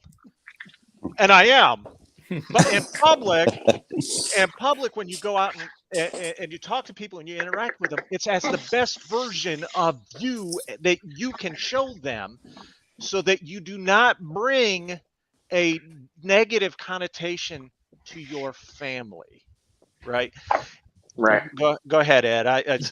You've been waiting patiently. I'm sorry. I just wanted to make that clear. So I want to add to that with today's politics, where people are unfortunately using the pew pews and the pow pows in certain places where there's a lot of children, right? One of the things we took away from our young men is to feel like young men. And I think that the trades, because you know what? Like me, I'll take myself for an example. I grew up thinking I was stupid. The teachers told me I was dumb. People tell me I was dumb all the time. And as I was growing up, all of a sudden computers come out, and I'm a whiz kid with computers. Today I have an engineering job. But the whole time I was growing up, I was told I was dumb and that I should be a boxer because it was the only career I was going to be good at. You know what wasn't available to me even in the 80s during that time? Carpentry, none of that stuff, because you got to go to college. That's what you got to do. Well, you know what? I'm a high school dropout and a college dropout. I went and got my GED and my network engineering certifications, and then got credits in college, and then did all that stuff after I dropped out. We're some of these kids that are doing some of these things that are happening, not all of them, and this isn't an overall encompassing thing, but some of them have been told, hey, you're dumb. And if they would have had something like the trades to be good at, they may have been like, dude, I'm good at this. Yeah. I can accomplish something. But no, they've been told you got to go to college and spend $500,000 and get a career you're gonna suck at and hate the rest of your life. So there's no guarantee either that you will get hired in the career that you went to college for either. Actually, we probably won't. I'm going to say this, as far as young boys are concerned, and Brandon, I appreciate your position. I was a single father myself. I raised my son on my own. So I appreciate where where you are in your life. Much respect, buddy. Hey, thank you. So here's what I'm going to say. We taught our little boys starting in probably the 1980s that it was all right to have certain emotions and not other types of emotions, right? The fact of the matter is that men, true men, and I'm not talking about like, true men, we're the protectors, we're the providers, we're the people that stand in front of our family. To all the rest of the world, you come through me to get to them. That's biblical too. Yep. We don't do that anymore. It's every individual. We've let them down. We have let our young boys down. We have made them suffer in ways that are unimaginable. Even a short time ago, 20 years, 30 years ago, it's a short time. We have made them suffer because we have not allowed young boys to be boys. We have made young boys to feel as though they are, one, inferior to women, to girls. We're not. We're the same. It's just different sides. We complement one another. We come together. Your partner, your female, whatever, they should accentuate the areas of your life where you are weak. You should strengthen the areas of their life where they are weak. Yep. That's the facts. That is what we are designed to be as humans. If we are all the same, if we view each other as the same, there is no difference. Boys, girls, men, women, there is no difference. What have we done but take the strength and the foundation of power from a society and given it a weaker look? And what does that do to the enemies that are out? Because we still have them. What does that do to the enemies that are out there, but to embolden and strengthen their position and cause them to hate us in ways that we do not perceive in our society? It's very well said, by the way. Thank you. What have we done? And Eric, guys, thank you for being here. I always appreciate you being here. BW's also, thank you for being here. BW's Electronic, by the way, is in the house. What To have that, we I would done? respond. I would say, you look at the algorithm the way it's designed, and you don't see conversations like this. You don't see it on the news. You don't see it. It's there for a reason. The reason why you can't find it is because you can't find it for a reason. So I don't even know where to start with how you're going to fix this, because it starts at the same place it always started. Yeah. Was that a pack out tumbler I saw, Robert? Yes, of course. I love it. By the way, I know I know Dave doesn't like his. I love mine. I have mine. I love them. You're holding $70 right there. Best tumbler I've ever owned, by the way. Look at Robert really quick. You can put Yeti lids on them too, by the way. Oh, that's cool. I put a message out. Teach your girls about tools. Teach them to work hard in their life, and they will have a good life if you teach them to work hard. Now, it wasn't just about girls. I have to speak on behalf of girls because I have 2 girls, right? I don't have any boys. I wish I had a son, and I would have made a video about men. But I have a girl. Now, I was waiting for another YouTuber to do one about men. Like, my sons need to learn about tools too. I was waiting for the second, and Brandon, if you want to second me up on my short, please do. Look at my short and second me up, because you know what?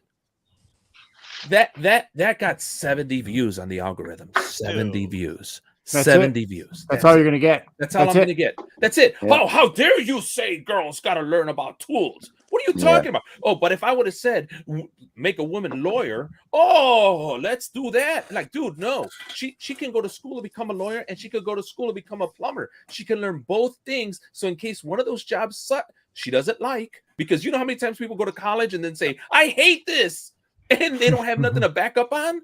Yeah. And they owe all that money.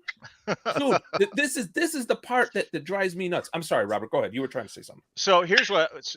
So I'm going to answer Robert's question. It's going to be the most direct answer that I can give, and now I'm going to give the floor to Brandon and Antonio, because I want them to chime in on this as well.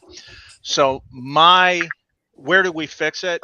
The same places we always fixed it, around the family dinner table and not in front of the TV. We get Dang people right. we get people together. You put your phones away, you turn the TV off, you sit there, you talk to one another, you learn your values from your family, you bring it. You learn your worth from the generations of people around you. So that's all I Yeah. wanted to say. I wanted to make it that quick and that easy. So, Brandon, what say you? Weigh in. Sorry, I had to run off. My boy's running around like a wild man up there. He's supposed to be laying down. By the So way, I missed some of that. the star Yeah. of your show. Yeah. So He we was were too talking. shy tonight. Oh, it's all right. We were talking about how to fix this, and in particular, young boys, the devaluation of young men, and where does it start?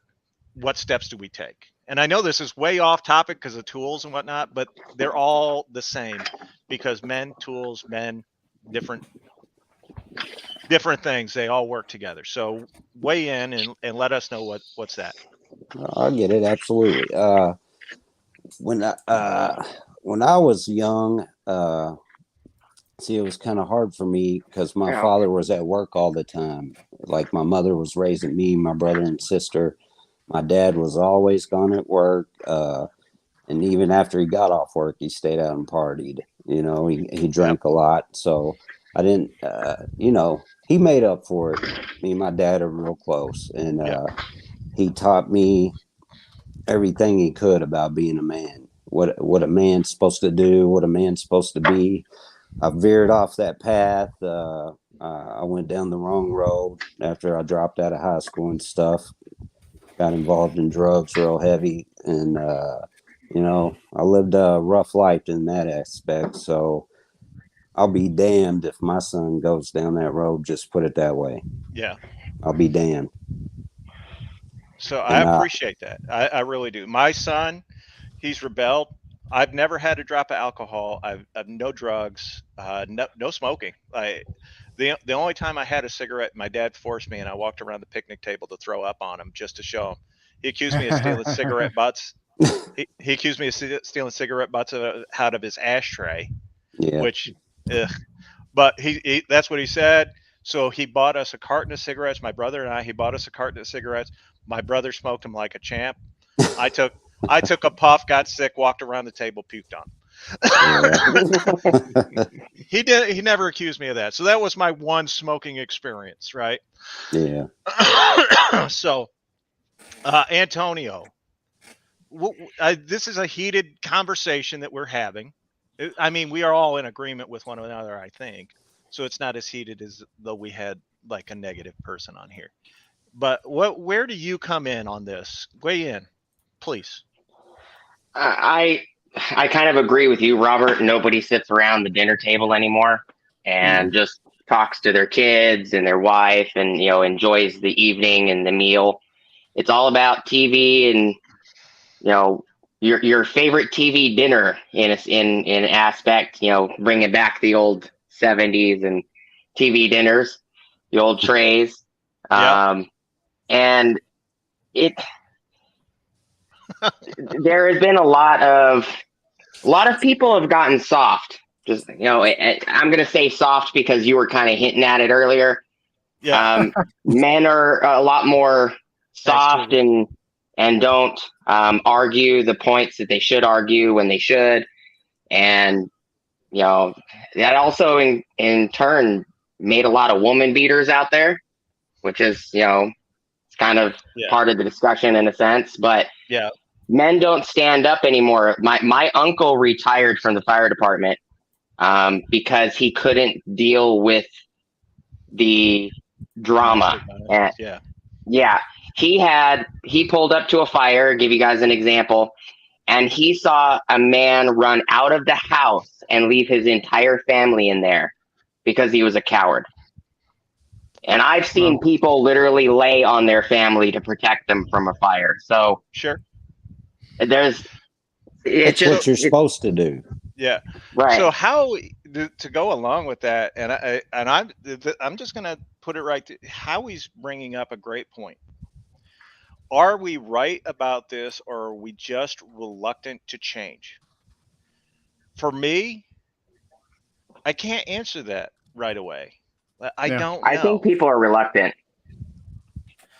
But does that mean that we should not teach little boys the value of being men, and that being a man is all right? Do we have to treat everybody the same as far as we've got to validate feelings or whatever? Because what a little boy feels is just by nature, the psychology, all the papers say it, the way men feel, the way boys feel is different than the way girls feel. But it's no longer about that. Now it's about LGBTQ plus the 800 other acronyms. It's no longer about men, women, children, little boys or little girls. It's everybody's being taught that it's we're coming to a point where we're going to create another race war, but it's going to be about sex, in my opinion. Yeah. Well, the thing is, most of what we talk about simply comes down to sex. The not sex as in male female. That's Right? because you like corn shuckers. Oh, that's why I you're got here. you.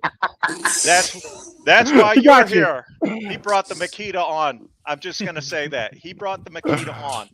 So I'm just gonna leave it there. All right. So Geo Ed, he has a question for you. How is working a 9 to 5 and having your own business? He's in a position he thinks he might need to do that. How's that affecting you? So I kind of answered him in the chat, but I'll elaborate. So I don't have a second income. So my wife is a traditional homemaker, and we saw that that'd be best for our children. Now they're grown up, and having her at home is a blessing. Again, God has given us that blessing. But I wouldn't have been able to do it without doing side work and having a side job to do it with. It isn't easy because your time is split. I mean, imagine I have my 9 to 5, I have YouTube, and I have those jobs to do. I have to, and for that second business, I have to do sales, I have to do marketing, I have to do the invoicing, I have to keep the taxes, I have to, do the work. And my work is not traditionally just one kind of work. So I do mostly low voltage, but I'll do like handyman work, I'll do some mechanic work, I'll do some computer work. It's more like 15 hours for you, Ed. 9 to 5, my butt. Well, it's insane. It's a lot of hours. You own your business, you never clock out. You never clock Exactly. out. Well, you're always working. So sometimes even during my regular hours at my job, at my lunchtime, I'll stop at lunchtime and do something for a client that I needed to do, like send an email, send an invoice, or something like that.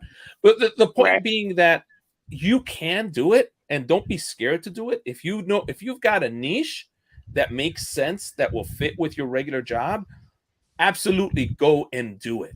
And it's the first time I've been able to save near 6 months income in case of an emergency. Yeah. Because I have my regular income, which is again, and I've been told this even by my boss, like, dude, you have a pretty darn good career. You make a lot of money. You're and I'm not bragging by any means. Please don't misunderstand. There's guys here in the trades that make a lot more than I do, but in his mind, I make a lot of money. He's like, you shouldn't really need for much. Why do you have the second business? And you know what? He's right. I could be complacent, but I don't want that. The minute you become complacent and you don't have wants beyond your means, you start dying inside. As a man, and we're talking about men, right? I think you start dying inside. You have to have goals beyond the goals that you can meet. You have to go beyond your abilities. You have to be that Superman. And a lot of people will tell me that, oh, Ed, you think you're big time or whatever. It has nothing to do with that, man. Has nothing to do with that. I want to feel security. I want to leave I am first generation in this country. I'm first generation. So I have no backup money from family to help me or help my kids. I am that first generation that has to find the wealth to pass on. It's and I have a duty. And going back to what Brandon and I were talking about, a lot of Mexican people have that coming to this country. They have that weighing on them heavily. And it's not just the Mexican people.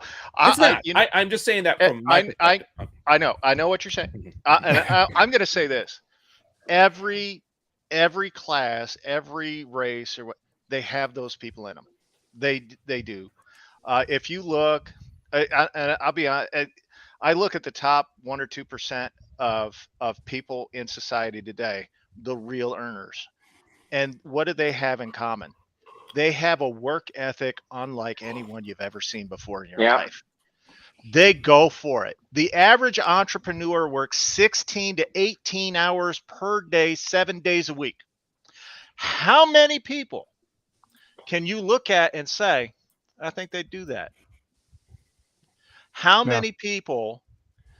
What I used to say to my ex-wife, who unfortunately for her, she couldn't quite wrap her mind around this, but how many people cannot understand that the sacrifices you make today are for the life you want to live tomorrow?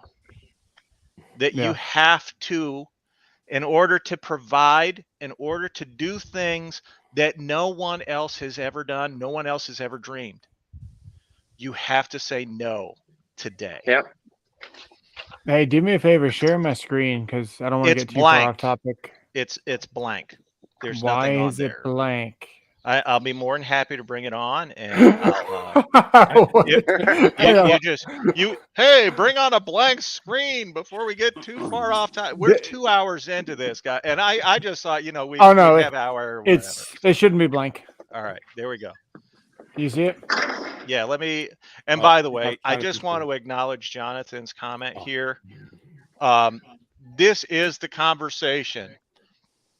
This is the conversation that everybody should be having around their house individually. This is not a conversation that as a society we're mentally prepared enough to take on right now. So go ahead. I got to turn the volume up so you can hear it, I think. We'll see how this goes. So this is back to that whole Ed said he made a video and only 7 people watched it or something. 70. He said 70. Okay. I made this video. 13 people got to view this. I was probably one of them. Yeah. Hang on. I pushed the wrong button on the... Okay. Nope. Still don't know what I'm doing. Hang on. Hit play. All right. Can you see it? You should be able to see it. We see it. We see something, but there's nothing playing. There you go.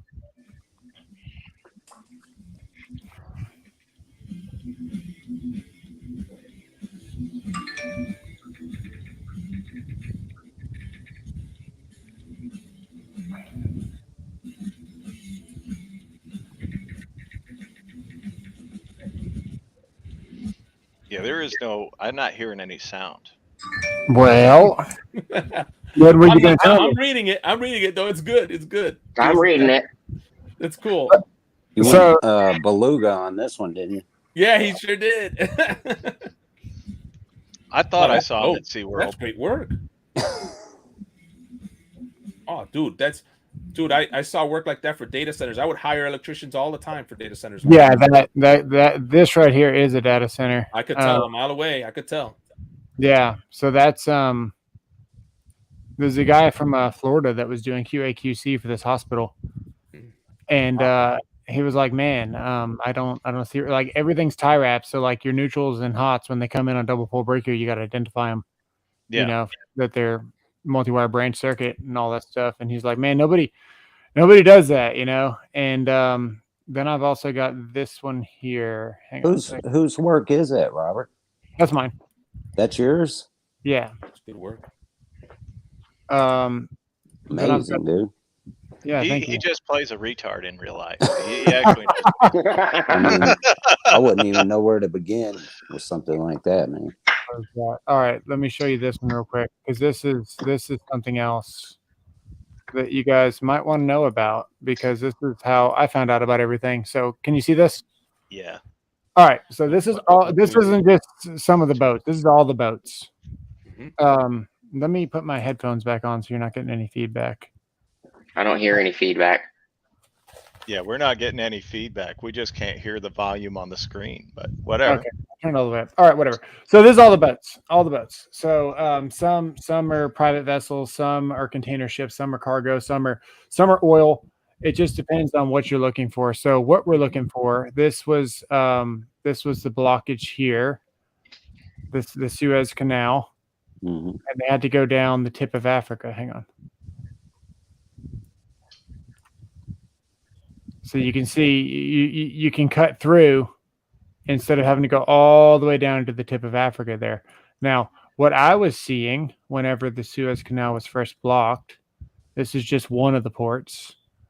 And this is, hang on. This is just one of the ports. When this first happened, there was 23 boats. So we got one. Okay, so you click on these, you can see what they are. You can see that's a container ship. All right, so you can see the ETA and the ATA when it's supposed to show where it's going. Everything about the boat is on here. When it's supposed to arrive, when it's supposed to leave, everything.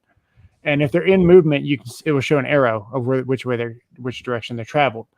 So you can see here, there's 1, 2, 3, 4, 5, 6, 7, 8, 9, 10. Now, if you zoom in here, you can understand how close these boats are together. Okay, now it's going to take at least 3 hours to park this sucker. So 3 hours of the day is gone just getting into this little tiny thing, parking it, docking it, all that stuff. Then you got to unload it. Then you got to load it back up. A while ago, we were sending empty container ships back to China, which means there's no exports. It was only imports. So we weren't exporting anything. So to understand the weight of this, whenever I made my videos about this that were super, super censored, I thought my channel was shadow banned. There was 50 boats here waiting. Mm-hmm. And then 2 weeks later, there was 75 boats. And at one point I counted 100 boats. No joke. You can probably look it up. There was literally 100 of these container ships waiting in line to just at this one port only. Now, what you can see if you go over here to Texas, my neck of the woods, which is directly related to the oil. I just want to know if this is leading to how the economy is being affected, how the tool community is being affected by this. This is directly related to the tool community. So you can see. I want to know. China, I'm letting you know right now. So all this stuff, we're getting imports and stuff. You guys might not know about this, but about a couple of months ago, probably let's say 4 or 5, maybe 6, China was completely shut down with the new COVID B2A, and they actually shut them down, and they were complete in full lockdown. So it takes a couple of months for that to affect us, because it takes 13 days or so to get from all the way over here to back over here to the United States. So whatever you're seeing, your shortages actually happened 4 or 5 months ago. Whatever products you see on the shelf today were purchased 3 months ago, and so on. So your inflation is only going to keep going up. Whatever you see on the shelf today is going to be 10% more in 5 months. And we are trajectorily heading worse and worse every day. So I got to take that off of the screen because, it looks, I didn't remove him, jerk. Anyway, I think he ended this like I could just remove him, but I think he removed himself. So here's and that actually made me forget what I was going to say. So sorry. There he is. Welcome back, Dinky Doo. So here's what Home Depot in the last quarter, they were doing 200 price increases per day, but they were limiting it to 200 so that it's kind of like the death of 1,000 cuts. A price increase here, a price increase there, you may not notice until it's all across the board and it's so big you don't like you go, well, where the heck did this come from? And then you start looking for an enemy to blame. Right. So when you're looking at this stuff, right, and you're doing that, they have not stopped doing that. They're increasing their prices, and Lowe's the same. So it's at a point now where the average person, the one that hasn't gone into the big box store every day, like most of us do, or like a lot of us do, where they're starting to notice. And it might be and you don't notice it when a Home Depot or a Lowe's averagely carries about 50,000 items. Right.